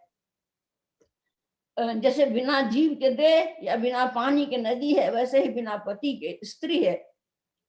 आपके साथ मन में कोई कष्ट नहीं होगा और वो छन छन आपके चरण कमलों को देखते रहने से मार्ग में चलने में कोई थकावट नहीं होगी। अंत में सीता जी की प्रार्थना पर राम जी उन्हें साथ वन ले जाते हैं। श्री रामचंद्र जी की का सीता के प्रति अतिशय प्रेम रामायण में प्रदर्शित है। विशेषकर सीता जी के वियोग में उनका रोना और विलाप करना सबको रुला देता है। राम जी सीता जी के वियोग में दुखी होकर भटकते हुए खगमृग से उनका पता पूछते हैं। मनुष्य की तरह वे व्यवहार करते हैं। हे खगमृग, हे मधुकर श्रेणी, तुम देखे सीता मृग नैनी। हे पक्षियों, हे पशुओं, हे भवनों की पंक्तियों, तुमने कहीं मृग नैनी सीता को देखा है। हनुमान जी सीता जी की गोद में जब लंका जाते हैं तो राम जी उनके लिए संदेश भेजते हैं, जिसमें अपने अंतर व्यथा का विस्तृत वर्णन करते हैं। अंत में कहते हैं, तत्व प्रेम कर ममर तोरा, जानत प्रिया एक मन मोरा। सो मन सदा रहत तोई पाही, जान प्रीति रस इतने माही। मेरे और तेरे प्रेम का तत्व एक मेरा मन ही जानता है और वह मन सदा तेरे पास ही रहता है। बस मेरे प्रेम का सार इतने में ही समझ लो। हनुमान जी वापस आकर समाचार सुनाया राम जी को, तो उनका दुख सुनकर राम जी के कमल नेत्रों में जल भराया। सुन सीता दुख प्रभु सुख आयना, भरिया जल राज नैना। राम जी ने अविलंब सेना का संगठन किया, समुद्र पर सेतु का निर्माण किया, लंका पर चढ़ाई कर रावण का संहार कर सीता जी को मुक्त कराया। माया सीता जी को अग्निदेव को सौंपकर वास्तविक सीता को प्रकट किया। सीता रघुपत मिलन बहोरी, सुनन कीन स्तुति कर जोरी।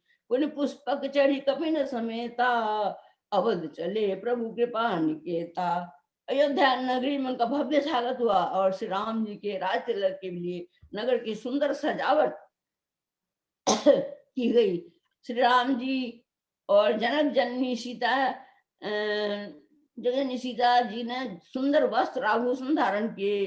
राम जी के बाएं जानकी जी राज सिंहासन पर विराजमान हुई। श्री राम जी ने हजारों वर्ष राज किया और करोड़ों अश्वमेघ यज्ञ किए। सीता जी सदा पति के अनुकूल रहती थी। उन्होंने 2 पुत्र लव और कुश उत्पन्न किए। लीला के संवरण पर जगत जननी सीता अपने करुणा निधान श्री राम के साथ स्वधाम को चली गई। दोनों की यह मनोरम प्रेम कथा वो स्वामी तुलसीदास रचित रामचरितमानस में विस्तार से वर्णित है। अध्यात्म रामायण, परम पद्म पुराण और अन्य राम कथाओं में भी कहा गया है। कुछ राम कथा में इस संबंध पर विवादास्पद विवरण है, जिसे वेद विद्वानों ने क्षेपक अविश्वसनीय कहा है। इस पर संक्षेप में चर्चा निम्नलिखित है। सीता की अग्नि परीक्षा का कोई प्रमाण नहीं मिलता है। वाल्मीकि रामायण में विवरण है कि रावण के संहार के पश्चात सीता जी को राम जी के सामने प्रस्तुत किया गया। राम जी ने सीता जी को लंकावास पर उनके सामाजिक और प्रतिष्ठा का उल्लेख किया। सीता जी ने इस पर दुखी होकर लक्ष्मण जी से चिता तैयार करवाई और उसमें प्रवेश कर गई। ऋषि मुनि देवतागण और वानर समूह ने इस पर आक्रोश जताया और कहा कि सीता जी पवित्र हैं, दोष रहित हैं। राम जी ने इसे स्वीकार किया और सीता के साथ अयोध्या लौटे। सीता जी ने कोई अग्नि परीक्षा नहीं दी, न राम जी ने इसके लिए कहा। सीता वनवास और वाल्मीकि आश्रम में निवास। राज्याभिषेक के कुछ दिन बाद पश्चात एक गुप्तचर ने श्री राम जी की सूचना दी कि लोगों को सीता जी की पवित्रता में संदेह है, क्योंकि वे रावण के यहाँ रही थी। इस कलंक से वंश को बचाने के लिए राम जी ने लक्ष्मण को आदेश दिया कि सीता को तपोवन में छोड़ाएं। सीता जी उस समय गर्भवती थी। वाल्मीकि ने उन्हें अपने आश्रम में प्रश्रय दिया, जहां उन्होंने लव कुश नामक जुड़वा बच्चों को जन्म दिया। कुछ जगह उल्लेख है कि श्री राम का सम्मान उनकी प्रजा के बीच बना रहे, इसके लिए उन्होंने अयोध्या का महल छोड़ दिया और वन में जाकर वे वाल्मीकि आश्रम में रहने लगी। सीताराम श्री रामचरितमानस इस कथा की पुष्टि नहीं करता है। सीता जी का संसार से प्रयाण। माता सीता अपने पुत्रों के साथ वाल्मीकि आश्रम में रहती थी। भगवान श्री राम के अश्वमेध यज्ञ का आयोजन किया गया। उस यज्ञ में वाल्मीकि जी ने लव और कुश को रामायण सुनाने के लिए भेजा। राम ने जाना कि वे दोनों उनके पुत्र हैं, तब राम ने सीता से कहलवाया यदि सभा में आकर अपनी पवित्रता प्रकट करें। वाल्मीकि सीता को लेकर सभा में गए। सीता हाथ जोड़कर नीचे मुंह करके बोली, हे धरती माँ, यदि मैं पवित्र हूँ तो धरती फट जाए और मैं उसमें समा जाऊं। जब सीता ने कहा तब एक सिंहासन पृथ्वी फाड़ कर बाहर निकला। सिंहासन पृथ्वी पर पृथ्वी देवी बैठी थी। उन्होंने सीता को गोद में बैठा लिया, धरती में समा गई। यह कथा श्री रामचरितमानस में नहीं है, जैसा कि ऊपर बताया गया है। अंतिम टिप्पणी यह है कि जगत जननी श्री सीता जी के करुणा निधान के अच्छे प्रेम की कथा श्री राम जी की मर्यादा पुरुषोत्तम आदर्श राजा के रूप में तथा जगत जननी सीता जी एक आदर्श नारी और पत्नी के रूप में युग युगांतर से श्रद्धा के पात्र है। इनका पारस्परिक संबंध और प्रेम सबों के लिए अनुकरणीय है। श्री रामचरितमानस की जगत जननी सीता की कथा में जीवन जीने की समग्र कला है और इसमें हम अपने को जीवन को संवार सकते हैं। धन्यवाद। जय श्री राम। बहुत बहुत धन्यवाद। आपने बिल्कुल राम और सीता का पूरा शुरू से लेकर अंत तक बहुत सुंदर, बहुत सुंदर, बहुत सुंदर, बहुत सुंदर, बहुत सुंदर। एक टिप्पणी है सरस्वती जी, राम के सीता जी का सिर्फ एक पुत्र थे लव, कुछ तो वाल्मीकि जी ने पैदा किया था। हाँ, ये भी है लोक कथा में। चलिए चलिए, जय जय श्री राम। मैं एक दो क्योंकि काफी समय हो रहा है, please may be one more presentation, तो मैं एक दो तो अनाउंसमेंट कर दूं अभी है। तो वी हैव 2 मोर सेशंस। एक जैसे इंडिया के टाइम के हिसाब से कल तो संडे होगा, तो Sunday morning and evening same timing, तो प्लीज डू कम। आपको याद दिलाएंगे हम बाद में भी। दूसरा, कई नए मित्र इस कॉन्फ्रेंस में आ रहे हैं, तो अगर हमारे व्हाट्सएप ग्रुप में नहीं है तो आप उसमें जरा जुड़ जाएं। उसका लिंक मैंने चैट में डाला हुआ है ताकि you can get regular information. और कल अब तक के जो प्रेजेंटेशन हुए हैं वो ऑलरेडी यूट्यूब पर है, उसका लिंक यहाँ डाला है। अगर आप मिस कर गए तो you can do those things. इसमें हमने कॉन्फ्रेंस में प्रेजेंटेशन के लिए फुल पेपर का टेक्स्ट के लिए भी सब वक्ताओं को कहा था, तो समय मर्यादा का तक हमें 10 पेपर मिले थे। सो 10 पेपर को रिव्यू के लिए we send to 5 scholars, so ताकि we can identify best papers, outstanding papers. So पहले तो मैं रिव्यूअर्स के नाम बता दूं। वो रिव्यूअर्स हैं और उनके बड़े आभारी हैं। उन्होंने बड़े दो दिन और उससे भी कम समय के अंदर 10 पेपर को पढ़कर अपना कमेंट्स हमें भेजे थे, तो रिव्यू के बड़े ऋणी हैं। तो वो रिव्यूअर्स हैं डॉक्टर सी कामेश्वरी, सभा में इनफैक्ट नेक्स्ट पेपर वही पढ़ेंगे। डॉक्टर मधु चतुर्वेदी जी, जिनको आज हमने सबसे पहली बार सुना था, श्री राम मलिक जी, जो बस अपनी पत्नी के पास रहते हैं, हमेशा लिखे भी खड़े हुए हैं, आप जी स्क्रीन पर दिख रहे हैं। प्रोफेसर बाला मुनियप्पन, जिनको हमने इनोग्रेशन सेशन में सुना था, और सुश्री अभिनेता मिश्रा जी, जो आप उनका देख रहे हैं, बड़े ध्यान से सुन रही हैं बातें हमारी सारी। सो आप सबके बहुत बहुत धन्यवाद। तो after analysing their inputs I will, हालांकि सबने कहा कि 200 पेपर बहुत बढ़िया लिखे गए हैं, it's very difficult to decide कौन सा अच्छा है कौन सा कम अच्छा है, पर ये एक बड़ी डिफिकल्ट चॉइस है। तो आप 5 रिव्यूअर्स के कमेंट्स और रिव्यू के बाद में और अब थोड़ी सी हमारी भी बुद्धि लगाकर, this is how we found. So the first paper, the best paper that was identified out of these 10, और ये भी बता दूं इन 10 पेपर के बाद में भी 3-4 पेपर और मिले थे, पर वो रिव्यू के लिए नहीं जा सके क्योंकि it was just too late. So the first paper is Shri Ramcharitmanas and the medicinal plants, projecting medicinal, socio-cultural and spiritual importance. और इस पेपर के लिखने वाले हैं डॉक्टर विनय शर्मा, डॉक्टर जिनको आप अच्छी तरह जानते हैं, comes to every session, doctor Ajit Agrawal and mister Rakesh Nair. ये पेपर संडे को जो लास्ट सेशन है उसमें ये प्रेजेंट होगा। तो देखिए, अभी सबसे बढ़िया पेपर हमने रखा है कि ताकि आप लोग से बातें रहे। जो सेकंड पेपर जो आइडेंटिफाई इस टीम में, जिसको हम एक्चुअली कल सुन चुके थे, इंट्रोडक्शन टू रामायण राम दिसना लिखितम Valmiki Ramayanam by Dr. Nilesh Joshi, जो IIT बॉम्बे में है, और Shri Sharad Kuber ji. So that was identified second paper. And the third paper identified as the most outstanding paper is by Shri Rajesh Kumar Mishra ji, Shri University. ये paper इसके बाद में जो अगला सेशन है उसमें प्रेजेंट होगा। उसका टाइटल है lesson for effective business leadership, Ramayana depicts through many real life examples. So इन सबको बहुत बहुत बधाई, कॉन्ग्रेचुलेशंस। और जिन सबने आप लोगों ने जिन्होंने लिखा है पेपर को और भेजा इतने कम समय में, तो सबको बधाई, बहुत बहुत धन्यवाद। Very very very nice of you. आप देखो, जैसे हमने पिछले 2-3 कॉन्फ्रेंस के पेपर को मिला के कल पल्स ऑफ रामायण और रामायण की मोती बुक रिलीज की थी, तो देखो राम कृपा करेंगे तो इन सबका भी कुछ ऐसे ही प्रयास करेंगे, that we can get another book of all these papers after proper review and everything.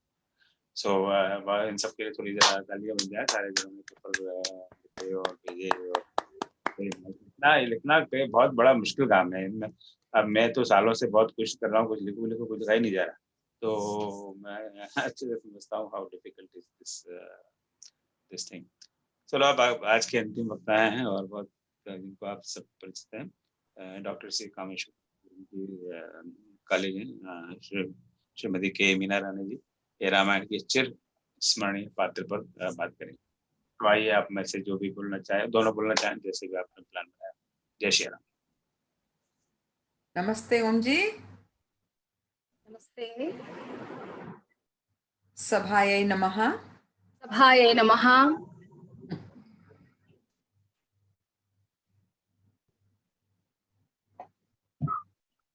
Meena. रामाय रामभद्राय रामचंद्राय वेदसे रघुनाथाय नाथाय सीतायाः पतये नमः। मैं डॉक्टर कामेश्वरी। मैं के मीना रानी।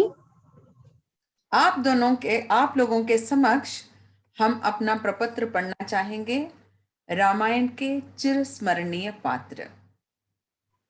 यह पिबन् सततं रामचरितामृत सागरम् अतृपस्थं मुनिं वन्दे प्राचेतसमकल्मषम् गोष्पदीकृतवारासिं मसकीकृतराक्षसम् रामायण महामालारत्नं वन्दे नीलात्मजम् अंजनानन्दनं वीरं जानकी शोकनाशनं कपीसं राक्षहन्तारं वन्दे लंकाभयंकरम्। इसका सार इस तरह से है, वाल्मीकि ने रामायण की रचना के समय बिना किसी भेदभाव के स्त्री और पुरुष को समाज में समान महत्व दिया, परंतु ऐसा लगता है कि हम मानव ने इसे सही रूप में समझने का प्रयास नहीं किया। हमने अपनी रुचि और मानसिकता के अनुरूप उन्हीं अंशों को ग्रहण किया है जिन्हें हमने श्रेष्ठ और उत्तम माना है। हमारी दृष्टि में जो निम्न है उसे हमने और बुरा हमने समझा है, उसे हमने समझने का प्रयास नहीं किया। प्रस्तुत प्रपत्र के माध्यम से हम रामायण के कुछ ऐसे पात्रों का विश्लेषण करेंगे जो रामायण के महत्वपूर्ण अंश हैं और चिरस्मरणीय पात्र हैं। प्रस्तावना। वाल्मीकि द्वारा रचित रामायण हम सभी भारतीयों के लिए एक आधार ग्रंथ है, जिसमें उस समय के राजनीतिक, सामाजिक, धार्मिक विषयों से संबंधित जानकारी दी गई है।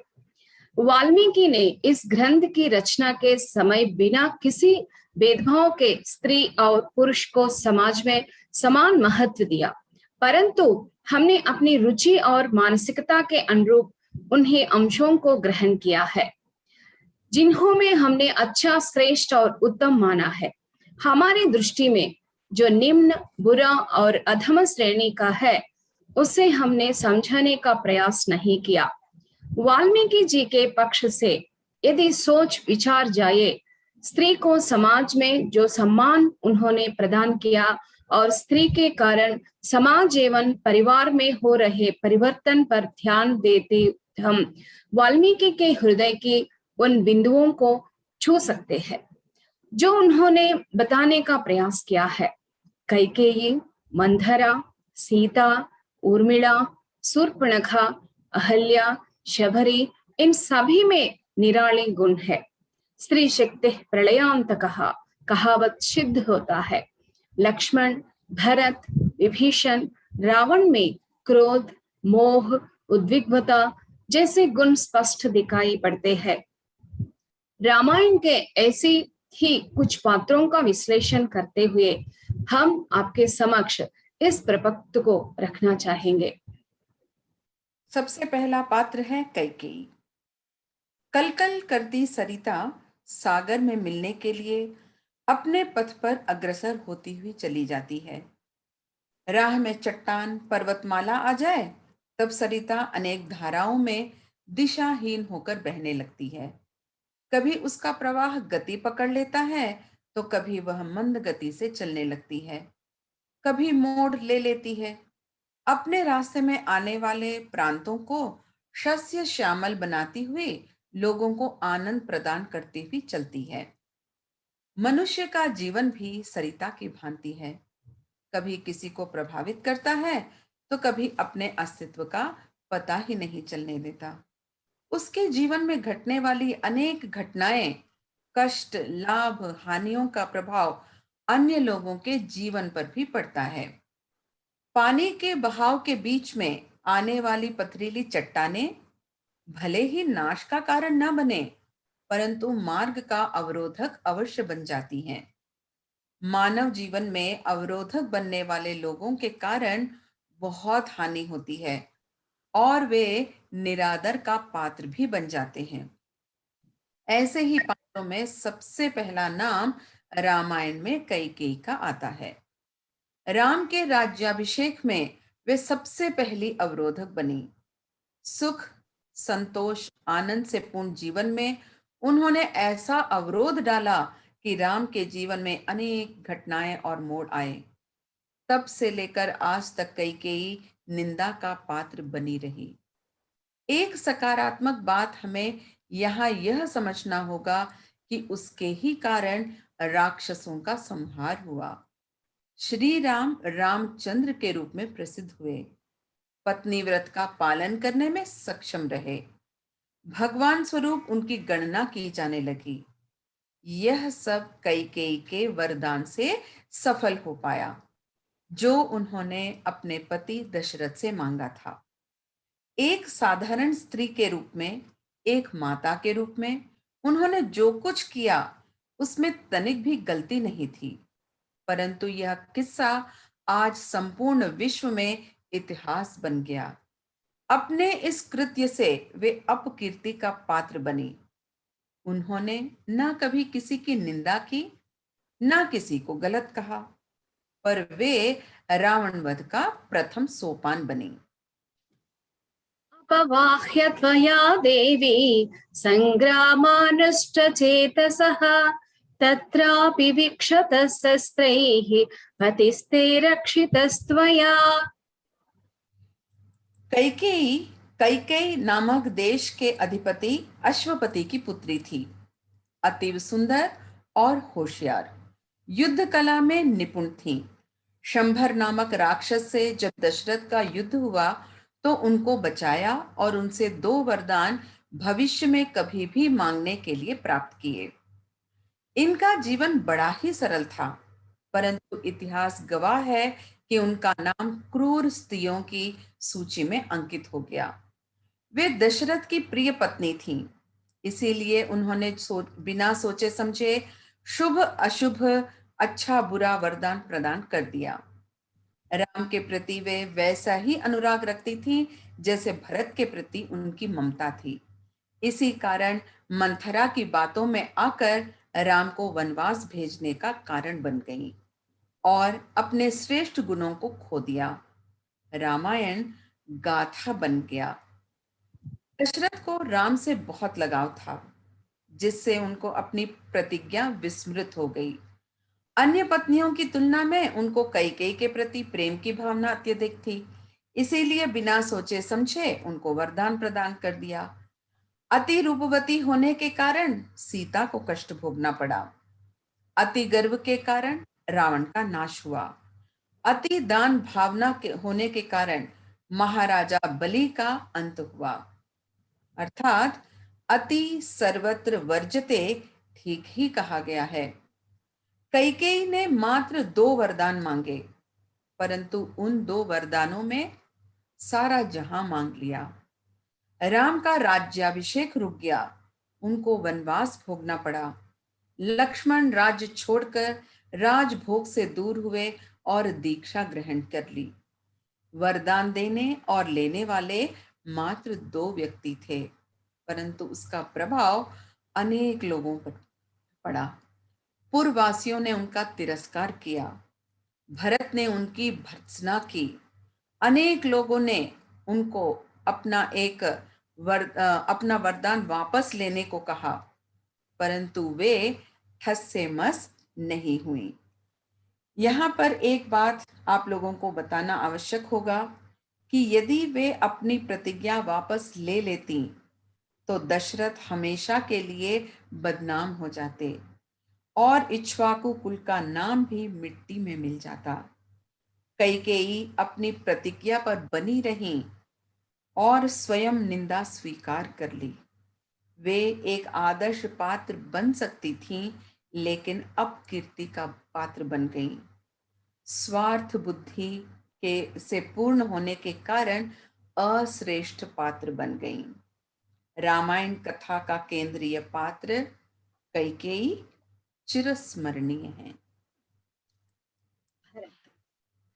अपने पिता की आज्ञा का पालन करते हुए, वे माता की बातों का आदर करते हुए महासाम्राज्य को ठुकरा कर श्री राम वनवास जाने को तैयार हो गए। धर्म के लिए राज्य की कामना छोड़कर भातृ प्रेम को व्यक्त करने वाले लक्ष्मण की भांति भरत भाई के पद चिह्नों पर चल पड़े। उदार स्वभाव वाले भरत रामायण का दूसरा चिरस्मरणीय पात्र है। माता की बातों को अस्वीकार किया, उनकी इच्छा की निंदा की। यह राज बड़े भाई श्री राम का ही है मानकर राम सेवा करने के लिए तत्पर हुए। मामा के घर में ही वो अधिक समय तक रहे, परंतु अपने भातृ प्रेम को यथावश्यक उजागर करने के लिए तुरंत उपस्थित हो गई। उनको ढूंढते हुए वन चले गए। पूर्ववासियों को लेकर अयोध्या से अरण्य की ओर चल पड़े। भ्रातृभक्ति के साथ साथ उनकी राम भक्ति भी दृष्टिगोचर होती है। श्रृंगवेरपुर में पहुंचकर गृह का आतिथ्य स्वीकार किया और चित्रकूट पहुंचकर अपने भाई के आश्रम पहुंच गई। राम को किसी तरह की परेशानी ना हो इसलिए अपनी पूरी सेना को चित्रकूट में स्थापित किया। शत्रुघ्न सुमंत्र ने भी उनका साथ दिया। वो उस अत्यंत रमणीय स्थल को देखते रह गए और राम के चरणों पर समर्पित होकर पिता के देहावसान का समाचार दिया। अयोध्या वासियों की दुख स्थिति का वर्णन करते हुए अपने मन की कामना के स्पष्ट कर बता दिया कि राम के बिना राज्य अरण्य के समान है। न अयोध्या तम विना सा अयोध्या यत्र राघवः। उनको लेकर अयोध्या वापस चलने की बात की। वे राम से यह भी कहने में हिचकिचाते नहीं कि यदि वे नहीं चलेंगे तो वो भी वही वनवास दीक्षा लेकर रह जाएंगे। इसमें पूर्व प्रजा यही सोच रही थी कि भरत की मां कैकेयी ने अपने पुत्र की इच्छा अनुसार ही राम को लिए वनवास मांगा होगा, क्योंकि मां वही करती है जो उसके बेटे को प्रिय लगता है। भरत निंदा के पात्र भी बने, परंतु उनके सब व्यवहार को देखकर सभी के मन में के भावना बदल गई और वे यह सोचने लगे कि क्या भरत इन्हीं का पुत्र है। भरत ने नाना प्रकार से राम से विनती की और वापस चलने को कहा। जब राम ने पिता के आज्ञा पालन को अपना कर्तव्य माना तो वे राम की पादुका लेकर चल पड़े। उन्हें सिंहासन पर रखकर उनका राज्याभिषेक किया और प्रतिज्ञा की कि वे 14 वर्ष तक राज्य का भार स्वीकार करेंगे और यदि उसके उपरांत राम नहीं आए तो वे आत्माहुति कर लेंगे। नंदीग्राम नामक प्रांत में ब्रह्मचर्या की दीक्षा स्वीकार की और धर्म निरति की संज्ञा भी पाई। रावण वध के उपरांत राम हनुमान को अयोध्या भेजते हैं और यह पता लगने को कहते हैं कि क्या भरत राम को राज्य सौंपने के लिए तैयार है या नहीं। हनुमान अयोध्या जाकर देखते हैं कि भरत राम की प्रतीक्षा कर रहे हैं और 14 वर्ष को जाने के उपरांत भी जब राम के आने भी कोई सूचना नहीं मिली तो आत्माहुति करने के तैयार हो रहे हैं। हनुमान भरत को राम के वापस आने की बात कहकर उनको शांत करवाते हैं। राम के लौट आने पर भरत यह विवरण देते हैं कि कैसे उसने पादुकाओं की सिंहासन पर रखकर राज्य का विस्तार किया, समस्त अयोध्या प्रांत को संपदा से पूर्ण किया, जन जीवन को सुखमय बनाया। यह भरत की कर्तव्य परायणता राम भक्ति को उजागर करते हैं। राम को आदर्श मानकर उनका प्रतिरूप बनकर भरत इतिहास को पन्नों में चिरस्मरणीय बन गए। राम को धर्माचरण में जितना महत्वपूर्ण स्थान लक्ष्मण रखते हैं उतनी ही भरत का भी है। शत्रुघ्न। लक्ष्मण जैसे राम का अनुसरण करते हैं वैसे ही भरत का अनुसरण शत्रुघ्न करते हैं। अपने भाई भरत के प्रति उनके मन में अत्यंत अनुराग की भावना थी। महातेजस्वी, पराक्रमशाली, मितभाषी थे शत्रुघ्न। क्रूरता, कठोरता उनको बिल्कुल सहन नहीं था। वे जब तक उसका अंत नहीं कर देते थे तब तक बेचैन रहते थे। 14 वर्ष के उपरांत उन्हें यह पता चला था कि श्री राम अयोध्या आ रहे हैं तो उनके स्वागत के लिए अनेक योजनाएं बनाई और उसका कार्यान्वयन भी किया। नंदीग्राम से लेकर अयोध्या तक के मार्ग को रंग बिरंगे फूलों से सुसज्जित कर दिया। बंधनवार लगाकर नगर की शोभा में 4 चांद लगा दिए। बड़े भाई के राज्याभिषेक के लिए आवश्यक सभी सामग्री तैयार की। रावण वध के उपरांत सीता परित्याग के समय उन्हें यह पता चला कि अनेक महर्षि यमुना तट से आ रहे हैं और लवणासुर नाम का राक्षस उन पर आक्रमण कर रहा है, तो उसका संहार करने की जिम्मेदारी उन्होंने भरत को सौंपी। और शत्रुघ्न ने बड़ी ही सफलता के साथ और सूझबूझ के साथ इस तरह से वध किया कि उसका अंत हो गया। और अब उसने बड़े ही कर्तव्यनिष्ठ होकर राक्षस का संहार किया। राम ने छोटे भाई को अपने गोद में बिठाकर उसकी भूरी भूरी प्रशंसा की तो आनंद का अनुभव किया। लवणासुर वैसे तो एक मामूली राक्षस था, परंतु उसके पास शिव त्रिशूल था और उसका संहार करने के लिए शारीरिक बल के साथ साथ मानसिक बल की आवश्यकता थी। शत्रुघ्न ने बड़ी सूझबूझ के साथ अपनी सेना वहां पे तैनात की और फिर बड़े बुजुर्गों से आशीर्वाद लेकर उसका संहार करने निकल पड़े। जिस आश्रम में सीता ने लवकुश को जन्म दिया वहां तनिक विश्राम किया और भाभी के आशीर्वाद प्राप्त कर भार्गव मुनि के आश्रम की ओर चल पड़ा। मुनि से उसने यह जानकारी प्राप्त की कि लवणासुर ने मांधाता नामक राजा को कैसे मार डाला। जब लवणासुर अपने आहार के लिए अरण्य गया तब उसको घेर लिया। लवणासुर अनेक वन प्राणियों को मारकर उनका मांस हाथ में लेकर जंगल के रास्ते जा रहा था। शत्रुघ्न को देखते ही लवणासुर ने पहचान लिया कि वह उसके मौसेरे भाई रावण के हंतक राम का भाई है। शत्रुघ्न और लवणासुर के बीच घमासान युद्ध हुआ। असुर ने एक बड़ा पेड़ उखाड़कर शत्रुघ्न की ओर दे मारा तो शत्रुघ्न बेहोश हो गए। असुर को लगा कि शत्रुघ्न की मृत्यु हो गई है और वह उसको वहीं छोड़कर मांस हाथ में लेकर अपने नगर की ओर चल पड़ा। शत्रुघ्न की मूर्छा हटी तो उसने अपने दिव्य बाण से असुर को मार गिराया। राक्षस नगरी पहुंचकर शत्रुघ्न ने उस नगर का शिनाख्त किया और उसका कायाकल्प कर दिया।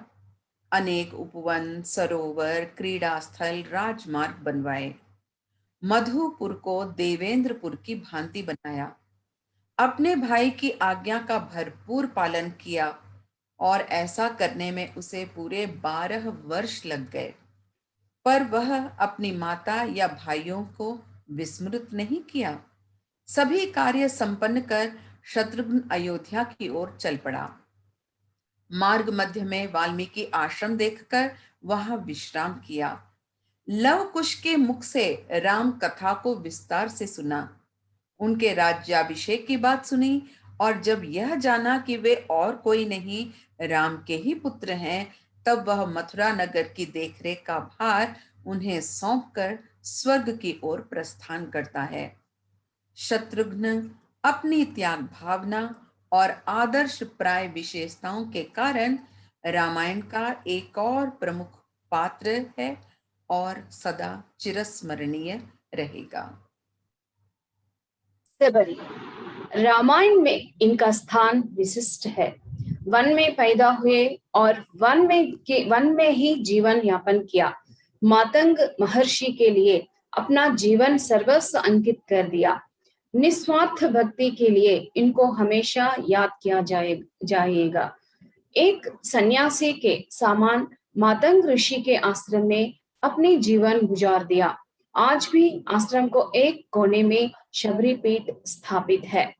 प्रातःकाल उठकर आश्रम के सभी कार्य संपन्न करती, महर्षि के पूजा के लिए फूल तोड़ लाती और प्रसाद के लिए सभी तैयारियां संपन्न करती थी।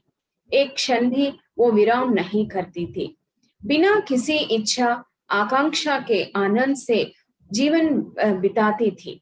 उनका जीवन आश्रम वासियों के दिनचर्या तक ही सिमट कर रह गया। आश्रम के महर्षियों सहित सभी लोगों ने मुक्ति पा ली, परंतु शबरी अकेले रह गई। वृद्ध अवस्था में भी पता नहीं किसकी प्रतीक्षा करती रहती थी। झुर्रियों से युक्त मुख, कंपत हुए पांव, हाथ में लकड़ी लिए चलती फिरती दिखाई पड़ती थी। छोटी सी आहट पर भी राम राम करती थी। यह जानना आवश्यक है कि शबरी राम के बारे में कैसे जानती थी। पूर्व की बात है कि मातंग महर्षि के शिष्य जब स्वर्गारोहण कर रहे थे, तब उन्होंने शबरी को बताया कि श्री रामचंद्र अपने भाई लक्ष्मण के साथ आएंगे और तुम्हारा आतिथ्य सत्कार प्राप्त करेंगे। तब से वे प्रतीक्षा करते हुए वहीं रह गई। यदि राम आएंगे तो मैं उनको कहाँ बिठाऊंगी, सोचकर उनके लिए एक मंच की व्यवस्था करती है। मीठे बेर छिड़कर उनके लिए रखती है। मधु की भी व्यवस्था करती है। थक हार कर आने पर थकान मिटाने के लिए पत्तों का दोना बनाकर उसमें पानी भर कर लाती है। गले में माला पहनने के लिए तरह तरह के फूलों की माला बनाती है। एक दिन पता नहीं क्यों उनका दिल अत्यंत खुशी का अनुभव करने लगा। तभी उनको ऐसा लगा कि राम आएंगे। पक्षियों का कलरव उनको मन के और भी खुशी से भरने लगा। वह राम को देखने की इच्छा से आंखों बिछाए बैठी रही। तभी उन्होंने चंद्रमा के सौंदर्य तुल्य एक व्यक्ति आता दिखाई दिया। तभी उनको समझते देर नहीं लगी कि ये और कोई नहीं राम है। उनके साथ साथ लक्ष्मण को भी उन्होंने पहचान लिया। उससे पहले उन्होंने उनको अतिथियों का सत्कार किया था, उनकी आवश्यकता उनकी व्यवस्था भी की थी। परंतु आज पता नहीं क्यों वे यही सोचती रह गई कि जब राम आएंगे तो उनके लिए मैं और क्या करूं। सबरी ने उनके लिए जो मंच बनाया था उस पर वे बड़े प्रेम से बैठ गया। लक्ष्मण सहित उन मीठे फलों को खाकर वे अत्यंत तृप्त हो गए। शबरी ने उन दोनों भाइयों के आश्रम का भ्रमण करवाया और महर्षि का यज्ञ मंडप दिखाया। उनका यह मानना था कि लोग वहां अपने तपोबल से पहुंचते हैं। उन्होंने राम को यह भी बताया कि वहां सप्त समुद्रों का पानी कैसे पहुंचा। मातंग शिष्यों का महर्षियों के रूप में परिवर्तन आदि विषयों की जानकारी दी और अंत में अपनी मुक्ति की प्रार्थना की। उन्होंने यह विनती भी की कि जब तक सीता वापस नहीं आ जाती तब तक वे उनके अतिथि बन रहे। वाल्मीकि ने शबरी जैसे का सामान्य नारी का इतना विस्तृत वर्णन क्यों किया, उसकी आवश्यकता क्या थी? तो हम कह सकते हैं कि किसी की महानता इस बातों में नहीं कि वह किसी श्रेष्ठ कुल था वंश में जन्म ले। यदि वह सौभाग्यशाली है तो उसे किसी पद या भुजबल की आवश्यकता नहीं है। यदि वह मन से पवित्र है तो उच्च स्थान प्राप्त कर ही लेती है। इसकी जीता जागता सबूत सबरी है।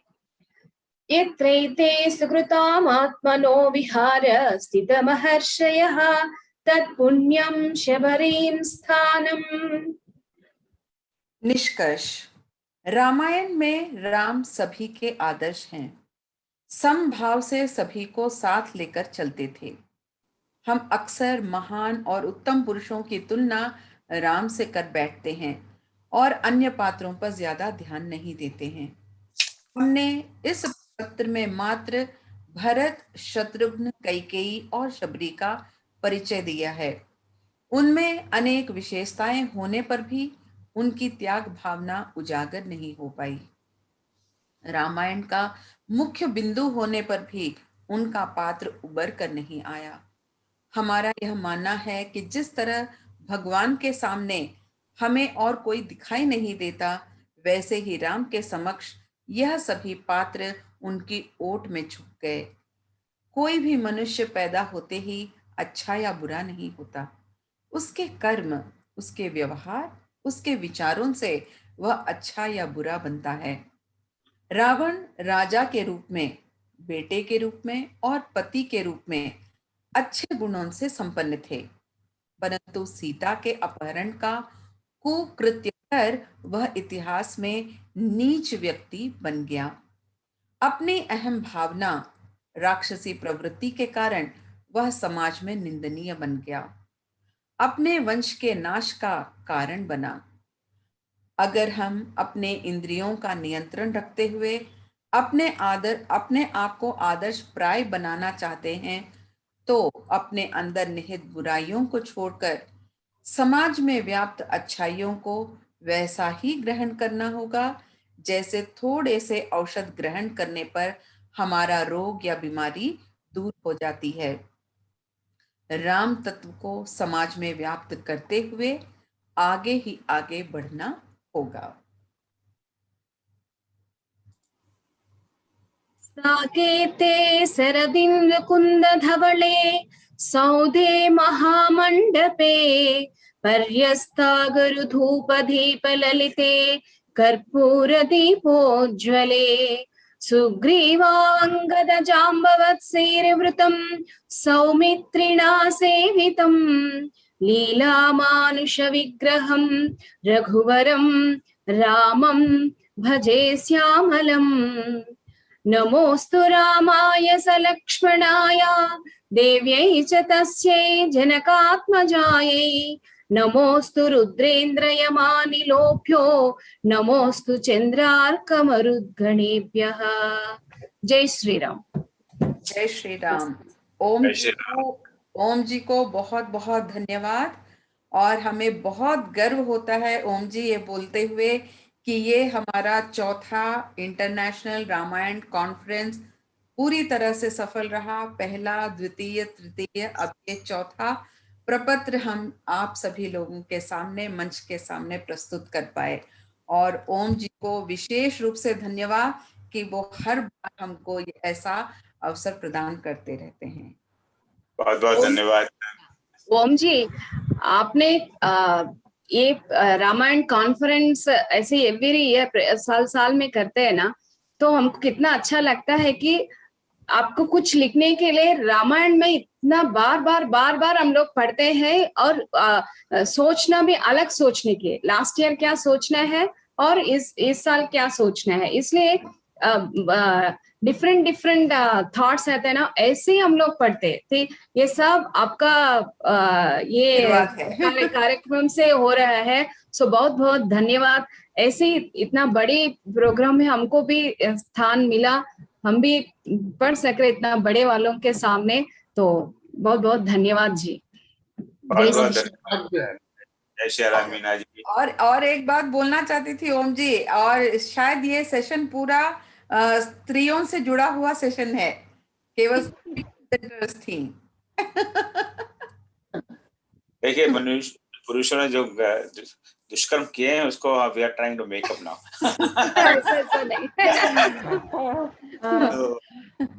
बहन जी, आपका, आप दोनों का ये प्रसारण बहुत बहुत ही अच्छा रहा है।